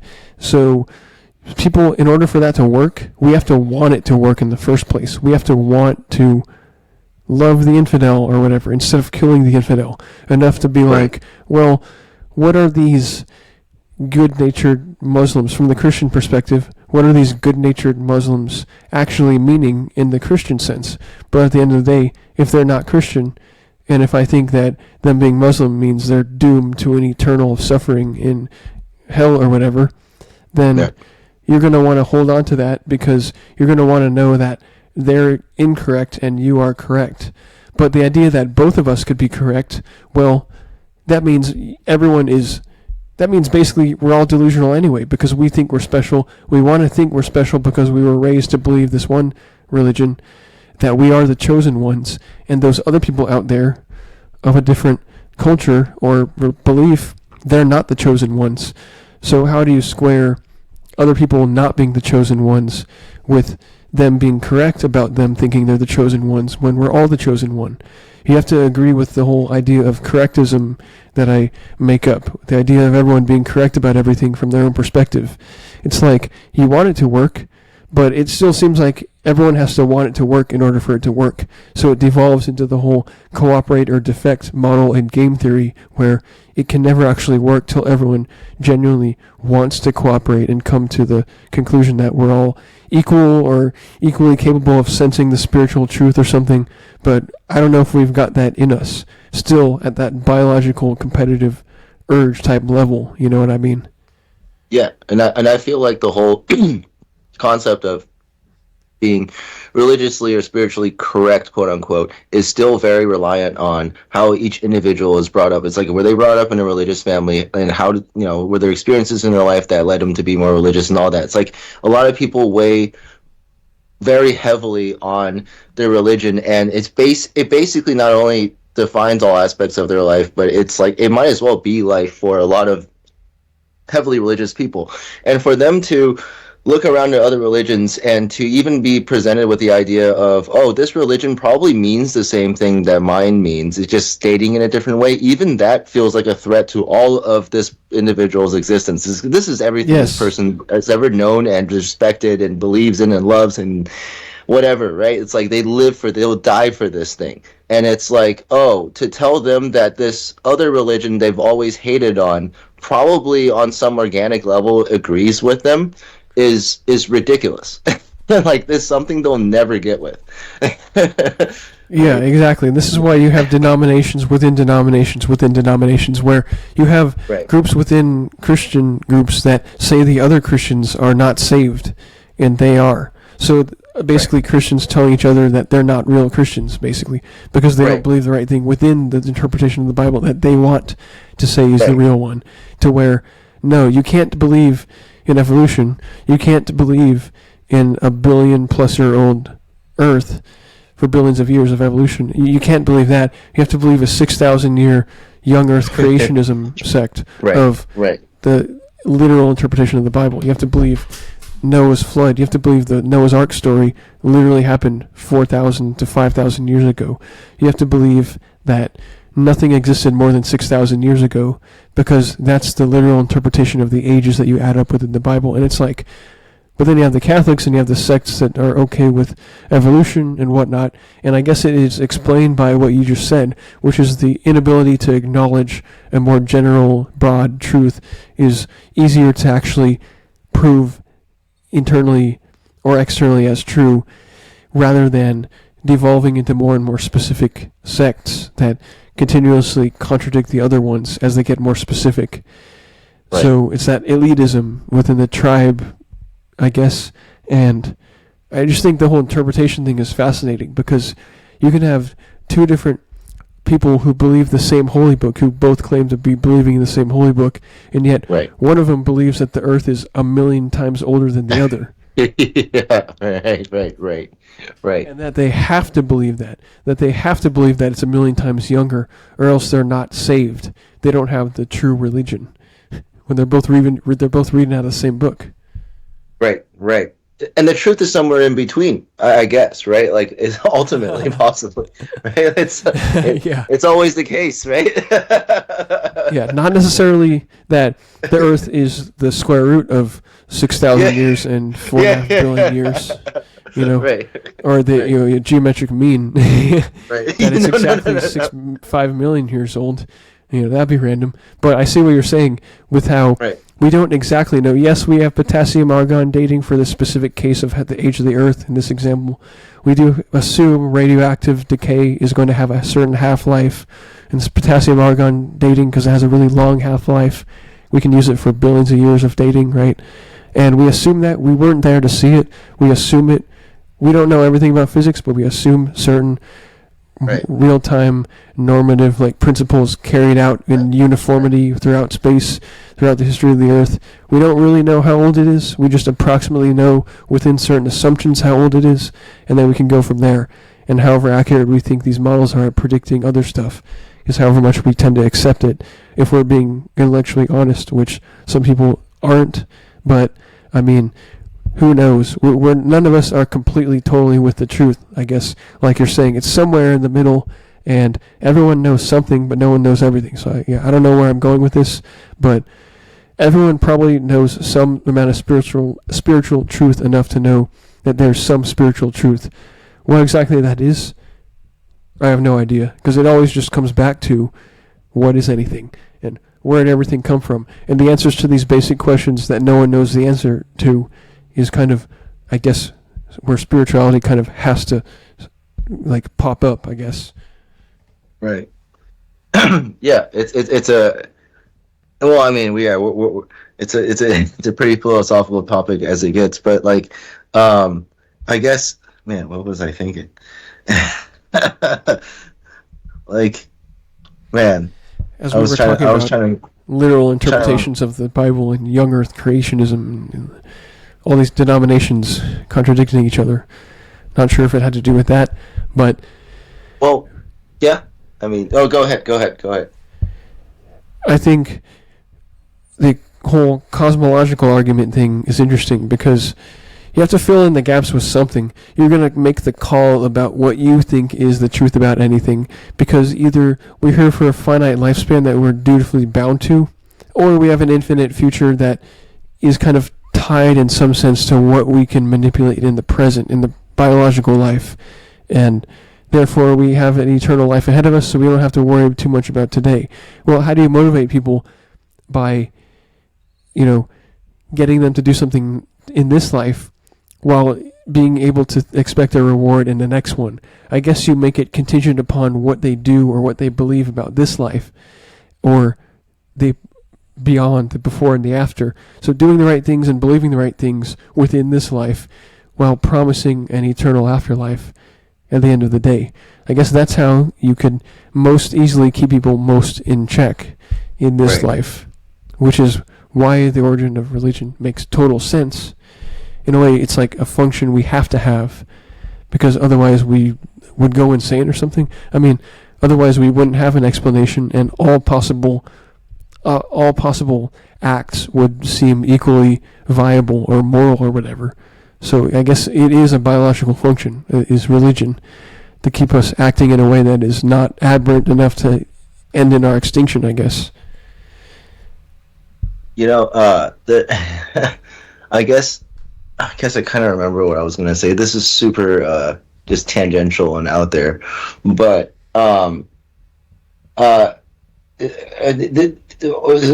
also kind of going back to the whole spiritual religion thing. It's like if there were any kind of unifying religion or way of thought, I believe it would have to stem from the thought of time doesn't actually exist in the way that we know it, because everything repeats itself. Right. History repeats itself. Every 6,000 years or something, human civilization somehow erases itself and comes back to like blank slate again. So I always imagine this x-axis and a circle that which midpoint is centered about the x-axis, and it's just constantly spinning. And if you look at the x-axis, it looks like time is going back and forth, back and forth, back and forth. Yeah. That's all it's doing, right? It's just going forward and back, but it's always bouncing between these two endpoints. And humanity never strives far from it, but we always believe we do. And the belief that we do drives us in this circle that always ends us back in the same starting point. Right. And I think a lot of religions sort of allude to that, but then they start getting really detailed. All these factions, like you say, they start coming up with all these names. Oh, my faction has this name attached to this idea of this, but everything kind of started from this basic belief of everything kind of repeats over time, quote unquote time, but time doesn't actually exist because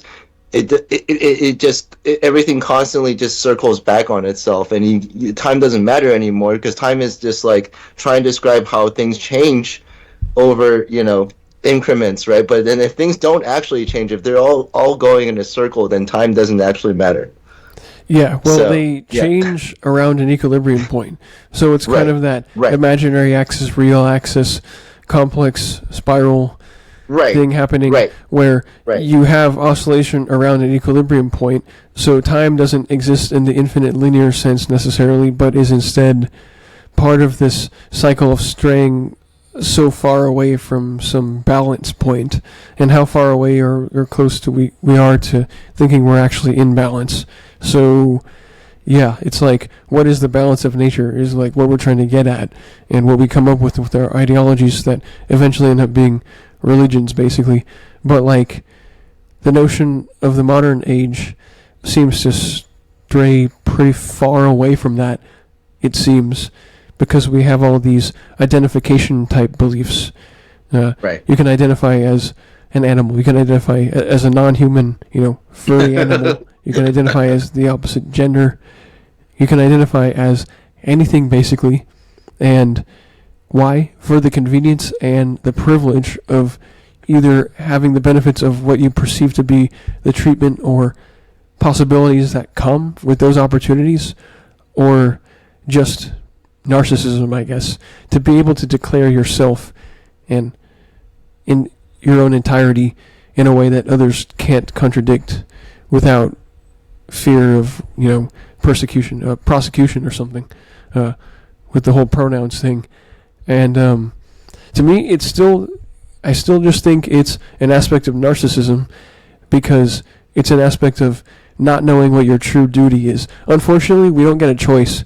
We're born a certain way, and we were born biologically, and we were born environmentally as well in a certain time period. But as you're kind of alluding to, there's nothing new under the sun. It's just oscillation about an equilibrium point as we make orbits around it, as that old saying goes. Nothing new under the sun. The winter will come back eventually, etc. Precession of the Earth's tilt, whatever you want to call it, biologically, geographically, but just historically, it always repeats itself, and we should realize our duty of getting with the program and realizing what we were born to do. And that's why the whole Born This Way song of Lady Gaga is highly ironic. Because I think what she's singing about is born the way that I'm choosing to have identified as having been born, whether it's the orientation you have or whatnot. But I think by default, there are different levels of hormones and things, but I think born this way means something different than the song is portraying. It's Lady Gaga. She definitely means something different than what she's saying on paper. But yeah, for sure. I like that. Example. Well, keeping on this theme of singers, we have Katy Perry saying that illegal migrants are hunted like criminals in ancestral home. So obviously she doesn't like the deportation efforts. She voices her opinion a little too much, but go for it. As long as she's not doxing herself, I guess she's good. Man. And unfortunately, go ahead and take it back then, we all have different ancestral homes, but if they want to take it back, they'll take it back. And they are trying to, but, maybe they're going to come up against a lot of resistance and a lot of people trying to not have them take it back. Because unfortunately, borders are a necessary part of a society as well, apparently. According... Yeah. And to have a race, and to have a culture, to have a religion, to have a border, basically. It all comes in a package. So they will get pushed back, and they will get deported. Yeah, I guess... Because they want their borders to change. They want Mexico to be north into California. It's like, would you rather live in California, USA, or California, Mexico, right? It's a I would probably live in Mexico. Well, that's the idea then. So why don't you move to Mexico now? Yeah, that's true. That's true. I probably wouldn't live in Mexico, to be honest with you. But maybe that's the impression they I don't know, that our government wanted us to have. It's like, it's super unsafe all around there. You don't want to live there. But I don't know to what extent that's truly, that's true. But I guess... Yeah, I can't say with too much certainty, but it appears to be relatively true. Yeah, it does. And I guess it doesn't matter if you faked a space exploration trip.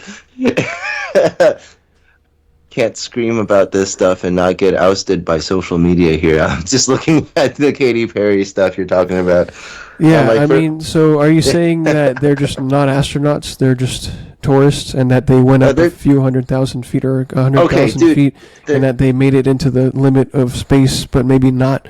Are you saying they didn't go into orbit? They did not. They literally, technically, did not go into orbit. Yeah, spit rocket or whatever you call it, a vomit rocket, vomit comet, a vomit comet, parabolic comet, rather than the trajectory that would result in an orbit. Yeah. And they're up there for like 10, 12 minutes tops, right? And it's like, all right, like there's no way to stabilize an orbital like elliptical trajectory at that amount of time. No. They're obviously just being in a parabola, which is free fall. They eclipsed it with a parabola, probably. Yeah, they may have just like eclipsed the actual. I don't think so. I don't think they did. but she definitely believes that she did, and she came back thinking she was an absolute astronomer or whatever, astronaut. But anyway, this is the lady that we got complaining about immigrants. Illegal. Yeah, complaining for them. Yeah, I should say border invaders, as us. Yeah. Hardliners, as us hardliners would say. Hunted in their own ancestral home. Yeah. Okay. Why don't you just give Texas back to them, lady? Why don't you become a politician and just give it back to them? Well, yeah, that's the thing. Why have a home when you could give it away to a? Why have a home when you can give it away to a native tribe? Like, isn't that better? I mean, I get the idea of homelands. I get that you don't want like a homeland to be taken over. Unfortunately, though, we took it over. So what are we going to do? Europe is very densely populated compared to the U.S., and I don't know. I like having a bunch of space. Yeah. Well, I mean, I don't know how much space, but yeah. And if they push us out, they push us out. You know, they win or we win. But that's the struggle, I guess. Oh man, I mean, a bad term to use, considering in German. Yeah. That would be Kampf. Nice. Right? Wouldn't that be the term? Now you can just call me whatever. Yeah.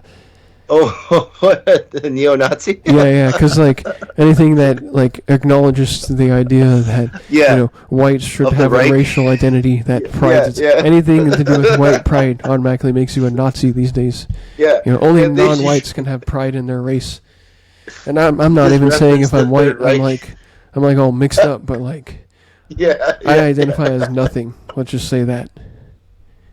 I don't identify as like pure-blooded white person or anything else. But I identify as someone who believes in people having pride in themselves, I guess. Whether as you should. Any color, they can have pride in their color, I guess. So I'm a nationalist for anyone. White nationalist, Occitan, Mexican, like, or whatever. Amerindian nationalist, Asian nationalist, black nationalist. These nations should exist, or else we all stop existing, basically. Or become a different, like, mixed race of everything being all, like, diluted down, and whatever that would become. Unfortunately. Some kind of monstrosity. So, alright, so this is a weird question, I guess. Like, if you could pick right now, like, if we could all jump into having completely homogeneous nations of, like, every race well segregated within their own like area versus everyone biologically mixed right now but completely dispersed throughout the world, which one would you pick? Obviously the first one, because what you want to see in nature when you go out into whether it's the zoo or the safari, right? If you go out into the safari, you want to see the zebras. Like, you want to see them there, and you don't want to see some kind of like continuum of like horses that like they lost their stripes and they're like in between a bunch of mutts that are like not zebras anymore. Once you know that there exists a diverse range of organisms that have uniquely become microevolved or fully evolved into their own like species that are no longer able to commingle or procreate together, We've already been exposed to that. We've already opened up Pandora's box of knowing the true diversity of Earth to know all these species exist. So obviously, as someone who knows that, I want to see the diversity exist, as in real diversity, which is total segregation within sects of races. That's what true diversity is, in my opinion, which means entirely homogeneous societies. Whereas if you went to Rome and it was like 20%, Indian, Pakistan, like if it was 10%, South Asian and like 10% East Asian, 15% white, 15% black, South African, 15% like North African, 15% Hispanic, 10% whatever else it adds up to, Native, Aboriginal, Australian, and Native American and stuff. You wouldn't really know what Europe was anymore. You wouldn't know what Rome was, and nobody would have, or only 10% of people would still have connection to those old monuments and stuff. And at that point, why even keep those ruins available? Just get rid of them and mold yourself into the whole globalized citizenry of mixed cultures. I mean, if everything was the same, though, like you're saying, it would reinvent a new identity that would be its own individual homogenous group again, all over again. But the question is, did that come from everyone mixing together originally from different races, or did it just always exist? Because if it always existed, then it evolved that way, and that would be the perfect solution, to get rid of race by everyone being only one race everywhere. But if any races ever existed before that, then no, I'd rather everyone be homogeneous societies, no commingling. So back to okay, so I hear you, and I agree with that actually, but then back to, I guess, okay, so back to what we were talking about earlier in the conversation, it's the whole racial segregation being the one thing that separates us the most as human beings. If you put that into consideration, how would that weigh into? I mean, I hear what you're saying, but then if we already identified that our biggest problem is the fact that we focus so much on racial differences, then wouldn't that still perpetuate the problems on some level? But I agree with you, by the way, but it's the whole homogenous thing would get rid of the whole racial issue, which we kind of said might be the biggest issue that separates all of humanity at this current point in time in history. And if we were to get rid of that one thing, would it not make everything slightly better, or were you claiming that it might make it a little worse on some level? Well, it's relative to survival still. So if this total mixed race mutt of all races was still able to survive everywhere, as well as always was in individual, diverse locations, then yeah, I guess that would be the best solution. But I just don't see it that way. I guess I'm biased against the whole mixed race concept to the extent that I don't believe that us all mixing together would result in the ideal possible being, because I don't think anyone conceives of the ideal possible being as this total mixed thing, this entity, I think it would be aberrant to nature and natural selection to say that, with horses and zebras or something. It's you could say, well, how do we solve the problem of there being horses and donkeys and zebras and stuff? Let's, force them all to integrate by reproducing together until they produce this one horse zebra hybrid, donkey, whatever, mule thing that's the mix of all of them. Would it be ideally adapted to whatever environment you put it in, whether it's in Africa or Europe or Asia, wherever, or would it be having more problems? I think it might have more problems because it's equally adapted to a whole bunch of different places that it's not ever in at any one time. You know what I mean? I think the environment forces you to adapt generation after generation, a little bit at a time within that one climate, within that one environment.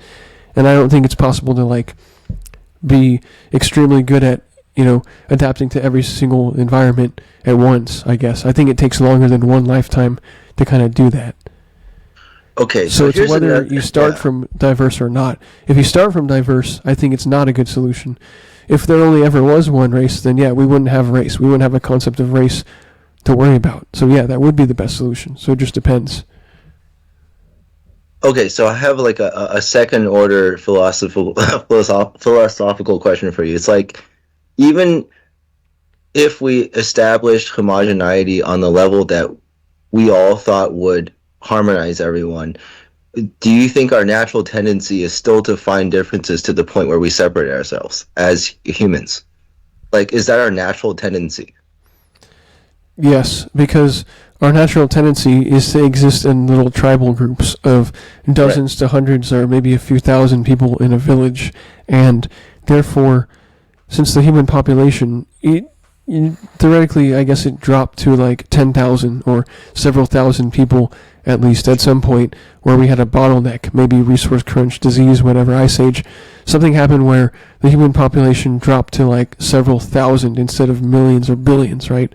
And in that scenario, you still, maybe it's all one tribe and one race that existed, or a couple of them, but you still had thousands of people who were competing within our own social structures back in the day to notice each other's competencies, who's better at fishing or hunting or cooking or whatever, gathering the berries and putting together weaving stuff, baskets and clothes and stuff, and people better at orienteering or exploring the hills or something and not getting lost. And like, you still have activities around which you can judge a hierarchical distinction that has an axis of good versus bad, better or worse, that we're always still going to make judgments over, even within tribes. So yes, there will still always be conflict within groups that identify themselves as the same group, because there will be better or worse.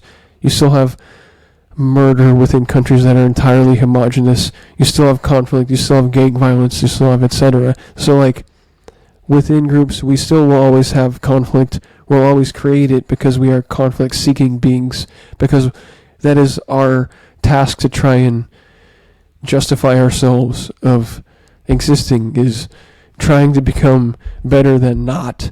And in order to become better than not, you have to have someone else that's not, that you're proving that you're better than. So I guess, yeah, we'll never have a solution to that. That is what we always are tasked with as beings that can suffer or have a solution, have a result that is perceived by ourselves as better or worse. So we've disproved the possibility for a proof, I guess. For a harmonious solution. For a harmonious solution. I mean, it logically makes sense. Even from emotional or whatever, like, philosophical point of view, it all just adds up to the point where it's like, well, there's not really much way out of this. Yeah, there's no solution. So, maybe on some subconscious level, most people have already noticed this or know it deep down or whatever. Maybe that's why most people don't even want to consider most concepts that we may be talking about, because they already know it all. Or maybe we're crazy, or maybe we are having some kind of philosophical epiphany or something, or maybe it's just us talking about it, realizing what everyone else already knew. Well, we're crazy for saying it. Apparently, you and I are crazy for saying it. Everyone else is normal for knowing it and not saying it. That's kind of the conclusion I came to. You know what I mean? That's somehow the society we're in. But then why is it virtuous to wish for world peace, to say, why can't we all just get along? We can't all get along because we need the conflict to prove we're better than whoever we want to prove ourselves better than, right? As long as you think, and anyone is biased to their own subjectivity, or I think that I am better than average at anything that I value on any level, I'm going to be creating a conflict around which to try and prove myself better than, to try and compete with someone else that I can prove myself better than. So I am automatically mentally creating that conflict.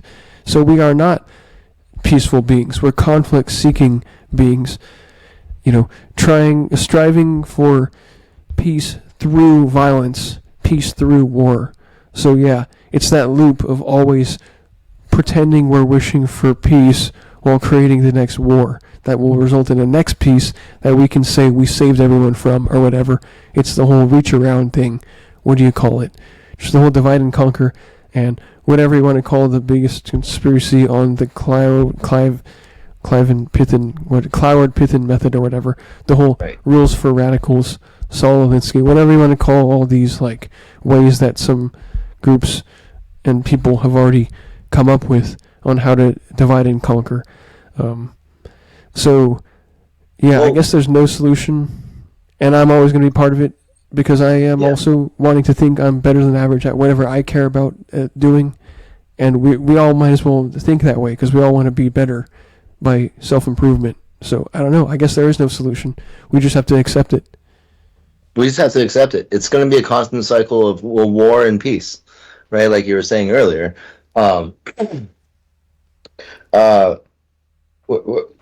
It's hard not to resort to war, I suppose. I forget what I was saying earlier. I forget what I was trying to say about that. But no, I'm in full agreement. Yeah, it's just I forget what we were talking about before this. You were talking about the whole mixed race concept, diversity, homogeneity, the zebras and the horses mixing. Is that like what I want to see on the African savannah or whatever? And you were asking me about if you could have this solution, would you take it? You know, and I was just saying, yes. If race never existed, then great. There's only one human race. You know, fine, good. We would never have the race problem in the first place. Right. But if the way to get there was by mixing everyone together, I don't think that would result in the ideal possible being, right? Because I don't think you can average out linearly all the genetic traits, because it's already non-linear to begin with because of the whole dominant recessive nature. Oh, I see, right? I see. Genetically, the way that our phenotypes are produced is non-linear. There's dominant, there's recessive. You wouldn't get all the traits you want out. It wouldn't really average out all the traits because they're not all genetically expressing themselves equally. And then there's no such thing as like, I guess there is an average environment. You could take the average temperature, average climate, average amount of snowfall, rainfall, whatever. You know. Wait, sorry. Are you saying there's no way that you think that scientists could decode our genetics, our DNA, RNA, whatever, to the point where they can decide which traits would be the best to express in any being? Like, yes, I guess I am saying that because they would automatically have to be deciding what is the superior race. What would be the one race to decide all races, to delete the rest of the races? Well, what would that be? Wouldn't you automatically have to be a supremacist of a particular race, whether it exists or not? You want to know the true conspiracy theory? The biggest conspiracy theory there is of all is like this goes beyond human experiments because, you know, that's already a thing, right? But they've apparently been doing that for 50, 60 years, but they realize that the dominant human race is African. Well, like, that is I mean, genetically, yes, apparently so. Apparently, it is Northern African. Well, in what sense? In terms of just overall vitality, I suppose. But then apparently, at least to other conspiracy theories about recently people targeting those genetics and give them AIDS and HIV and all that stuff. Right, that's a whole different thing. Right, it looks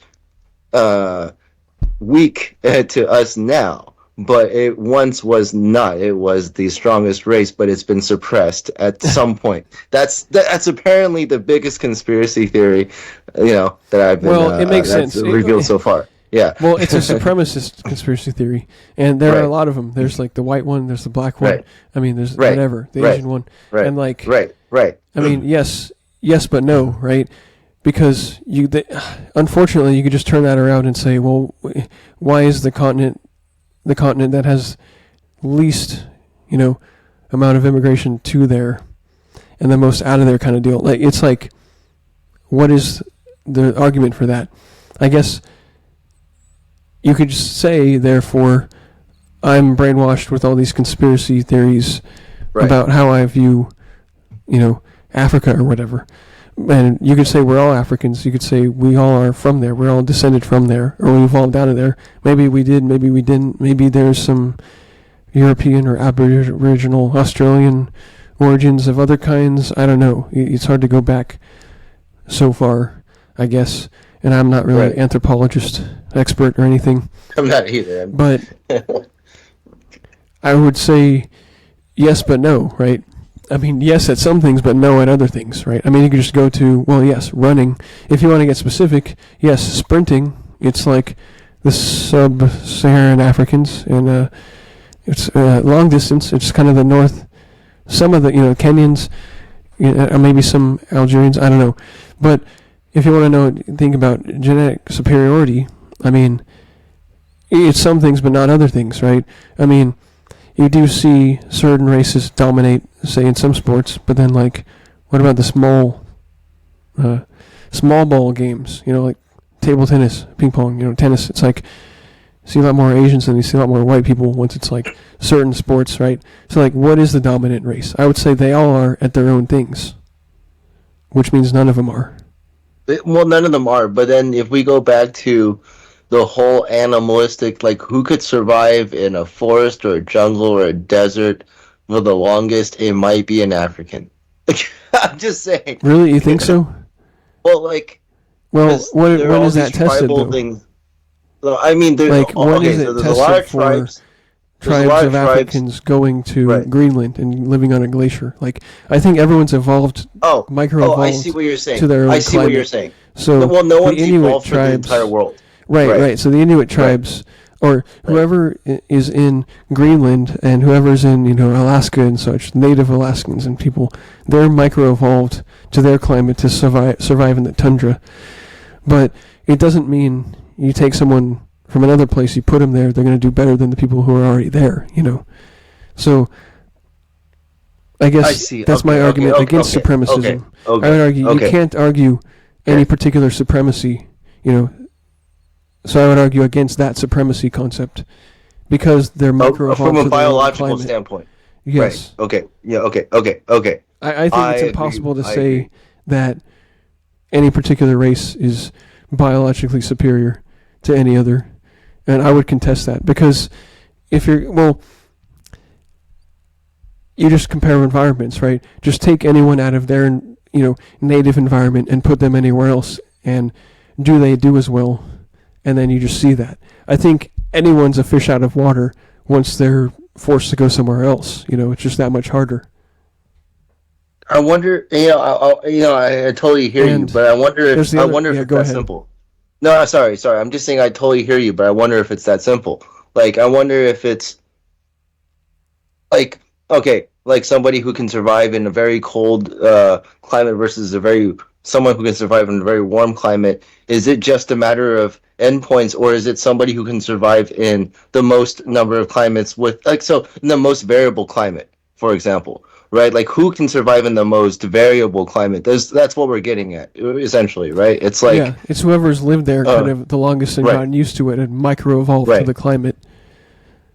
So where is there the most variable climate? I guess I don't know. Well, it's either like the middle of the U.S. or the middle of Asia. Like it's basically the continental inland regions that have the highest variation of Saskatchewan and North Dakota and like that makes sense. Mongolia and like Russia, Siberia. I mean, the places that are the most continental in their climates that have the biggest temperature changes and changes in condition throughout the year, I guess. If you want to go there climate-wise, it's the continental climates, the climates that have every kind of climate in them. Right. That makes sense. So you have the hardiest. But then that would end up not being along the equator, so that would end up not being the tropics. And see, so I don't want to do the tropical people dirty here. I don't want to do them dirty, but I know that once you get all continental, once it starts to get darker earlier, once it starts to get frigid, they're not going to come out as much. That's a fact, and I know it as a fact, and everyone else knows it too, and it affects everyone too, right? It's like you just get less activity when there's less energy to go around. There's less vitality. Obviously, you see it everywhere. You see it in the trees. You see it in the bears, the chipmunks, or whatever. Yeah. They're nowhere to be seen. Yeah, right. The bugs are nowhere to be seen, and the people are nowhere to be seen. Everyone like freezes out and like hunkers down and stays inside, and especially to the ones who are not used to such a climate. So anyway, like. I think it's hard to point out any supremacy of any group, even though I don't mind the concept. Like, it's not like, oh, I don't know, it's like such an offensively, not discussable concept that it's almost like you're supposed to get offended just by conceiving of it, just by bringing it up. But to me, I don't mind it. It's interesting. I very much am hypothesizing about it and considering it, but I kind of reject it because I see too many counterexamples, I agree. No, I'm with you on that. Yeah. No, that's... And it's a matter of whichever race dominates and takes over. Here's the ironic thing. It's true you make a point about vitality, and it's true you make a point possibly implying birth rates and sexual maturity at a young age and participation in reproduction at a young age. That's true. However, every time you have vitality, you have overpopulation. So once again, it comes full circle, right?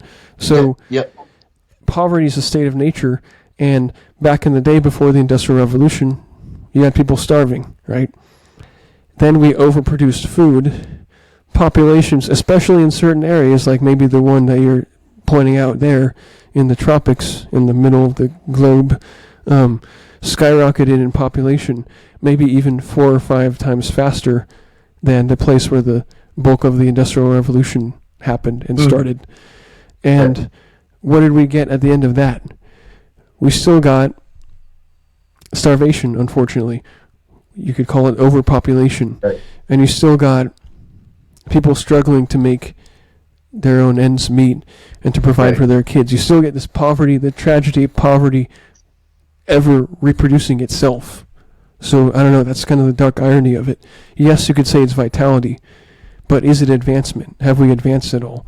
I think it's a never-ending cycle. It's like, this is why we're never going to solve poverty, and this is why we're never going to solve this issue, unfortunately, is because as soon as we solve it, we reproduce ourselves back into it. You know what I mean?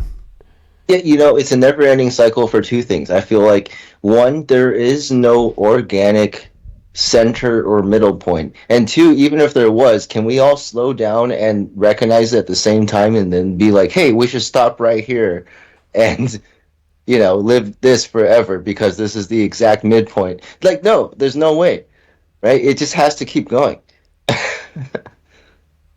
Right, so people will struggle more and more, and that's what the depopulation event occurs as, right? It's somehow, though, it's kind of happening in this inorganic way where we in the so-called westernized civilizations think it's like smart to not reproduce fast anymore. It's smart to not have vitality because kids are expensive, so it's this whole big loop of the degeneracy of our population, or lack of vitality, lack of reproductive success, or choice to do so as much, because as people make more money, ironically, as people are in more developed societies that make more money, they decide that kids are too expensive, so they can't have kids anymore, even though they have the most money. It makes no sense, right? So it's almost like we're debunking our own existence by saying that we want money more than we have kids, and we need more money because we don't have enough money. But as we all know, money is not a real thing. It's the fake promise of more in the future, which may or may not be there, and eventually will never be there. It's funny, going back to the previous example of like our real life friend, it's like they value their own personal time more than they value their mothering time. It's like, you're a mother now, you should value mothering time over anything organically, right? But it's like they're so stuck in this previous system they were in of working so hard for themselves, being like an independent woman or whatever, that they're still stuck in it. Like, even when they have the baby, they still value their personal time over their time with the baby, which is why they'll work hard, they'll begrudgingly work for the money to put their kid in daycare. So there you go. In order to not have as much time with the kid. Right. It's very strange. It's a strange scenario we've come upon in the modern age, and it makes sense. It's what we've been told we're supposed to do. We're supposed to value career because our contribution to the global economy and the GDP growth, making sure we got those earnings good, is the priority, because that will prove ourselves to be, noteworthy and noble global citizens. When, Right. in my opinion, nationalism is where it's at, because that's nature. Yeah. But that ends up being a bad word in some parts, being nationalistic. It's some parts. I think it's a good word. I think, you have Red Sox Nation, you have whatever else nation of Islam, and then you just have this cult following of some nation. Like I always say, borders, language, nature, religion, culture. Yeah. Yeah. Yeah. True that, man. Oh, man. So we don't know where the Insane. borders will end up lying, but as of right now, Aztlan, Mexico is not Mexico. It's California. It's the U.S. Is it? Wait, hold on. Let me look at. Forget where Well, that is. now Hold on a I'm second. getting into expansionist, prior Mexican borders before the U.S. won against Mexico and, took California, gained more territory and all. But, those old... Mexico is a country that has lost a lot of territory. So obviously they Right. want it back.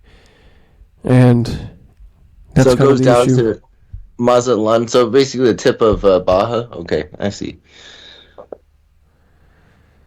Well, in the old days, California was Mexico, right? Or it was part of it. Well, down to Mazatlan is what you're saying? Or, I mean, at least Baja. I mean, all of Baja down to Mazatlan, basically. Yeah, Yes. Mazatlan is the city, but I'm referring to Aztlan, which includes, I guess, Azatlan.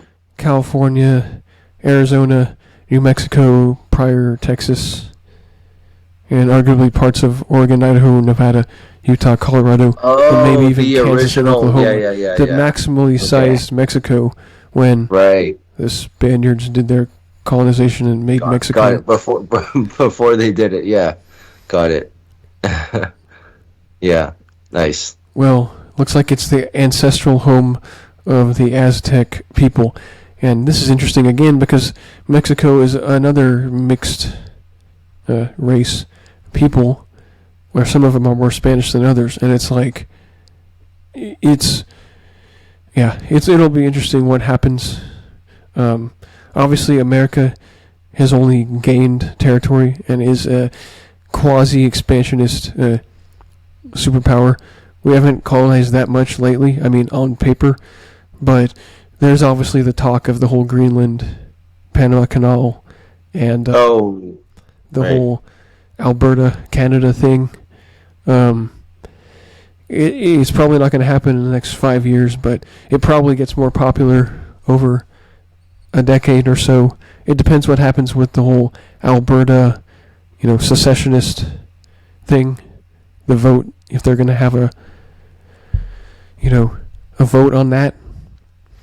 And at that point, they'd have a lot of negotiating to do. But, yeah, we'll see if somehow the U.S. exists up there at some point. Oh, man. We're taking over. Oh, man. But, yeah, I mean, it's all conquest. It's whoever can take and occupy and successfully hold down the land.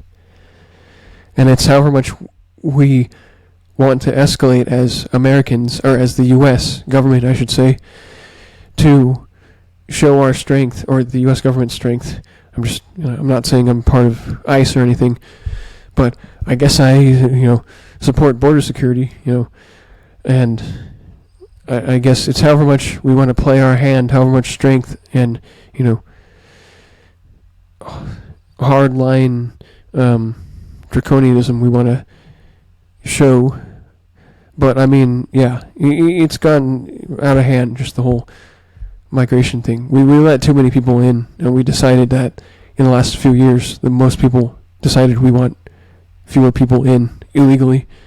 So yeah, apparently that's going to happen.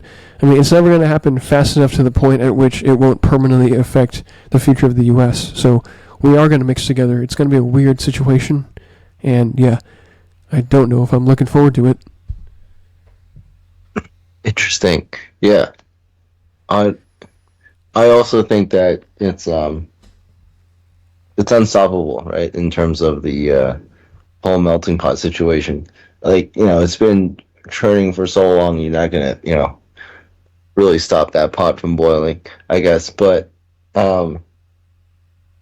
yeah, I mean, though, I guess they'll try to make it look like it's slowing down for as long as they can. But ultimately, like you said, is it actually going to make a true difference? I guess we'll find out. You mean with deportations? Yeah, I mean, in terms of the overall effect on our economy, society, and all that, like on the level that we've been speaking, we'll see if it actually. Well, it needs to basically be ramped up massively, and I don't wish harm to anyone, but just to be repatriated and for everyone to build up their own societies and succeed within their own homogenous utopias or whatever. I mean, because that's how I obviously see things. Homogeneity is the closest thing to a utopia, and not that people can't decide to associate with each other. I'm not against association, but I'm for voluntary self-segregation. I think U.S. could be broken up into 2 or 3 countries basically. Nice. If that ever happens, then I'm pretty sure you and I would end up in 2 different countries. Yeah, most likely. Most likely, if Asatlan, I mean, some places are majority one race, some places are majority another race, and the Southwest is definitely a part that is not the same majority as the Northeast. So, yeah. That'd be one of those 50-50s. Oh man, yeah, it'd be interesting. I guess I'll see you at war. At the battlefront. Yeah, I mean, eventually everyone gets caught up in it, right? It's one of those dark truths about humanity, is that you may not be interested in war, but war is very interested in you at some point. That's true, that's the quote. I forget who said that, but yeah. All right, well, it's been going on a couple hours now, probably, so I guess we can wrap it up there, but thanks for joining us. This has been good conversations with Fool Me Twice and Where's My Couch. Do you have any other thoughts as we wrap up Where's My Couch? Not really, except more things than you expect might be a hoax, so just look out. Yeah, we've shed light on a lot of possible hoaxes. Maybe you can look into it for some more highly detailed accounts, but we've definitely, given you the opportunity to be enlightened in a way you didn't want to be, or maybe knew all along. So, thanks a bunch for joining us. This has been us here on StatGDP, which is not the name of this podcast. It's actually StatGPT, which is also not the name of the podcast. See, that was a hoax too. I actually said it was not StatGDP, but it is. See? It is actually. So you gotta catch yourself sometimes. It was exactly. Right? I had you for a second there, right? Or maybe myself. Maybe it was what you thought it was all along. Hey, you have me too. All right. That's exactly what the point of this podcast was, right? So thanks so much for joining us. This has been Fool Me Twice, and Where's My Couch for StatGDP. Peace out. Peace out, and keep it real from atoms to ethics. Whatever you think is real. Peace.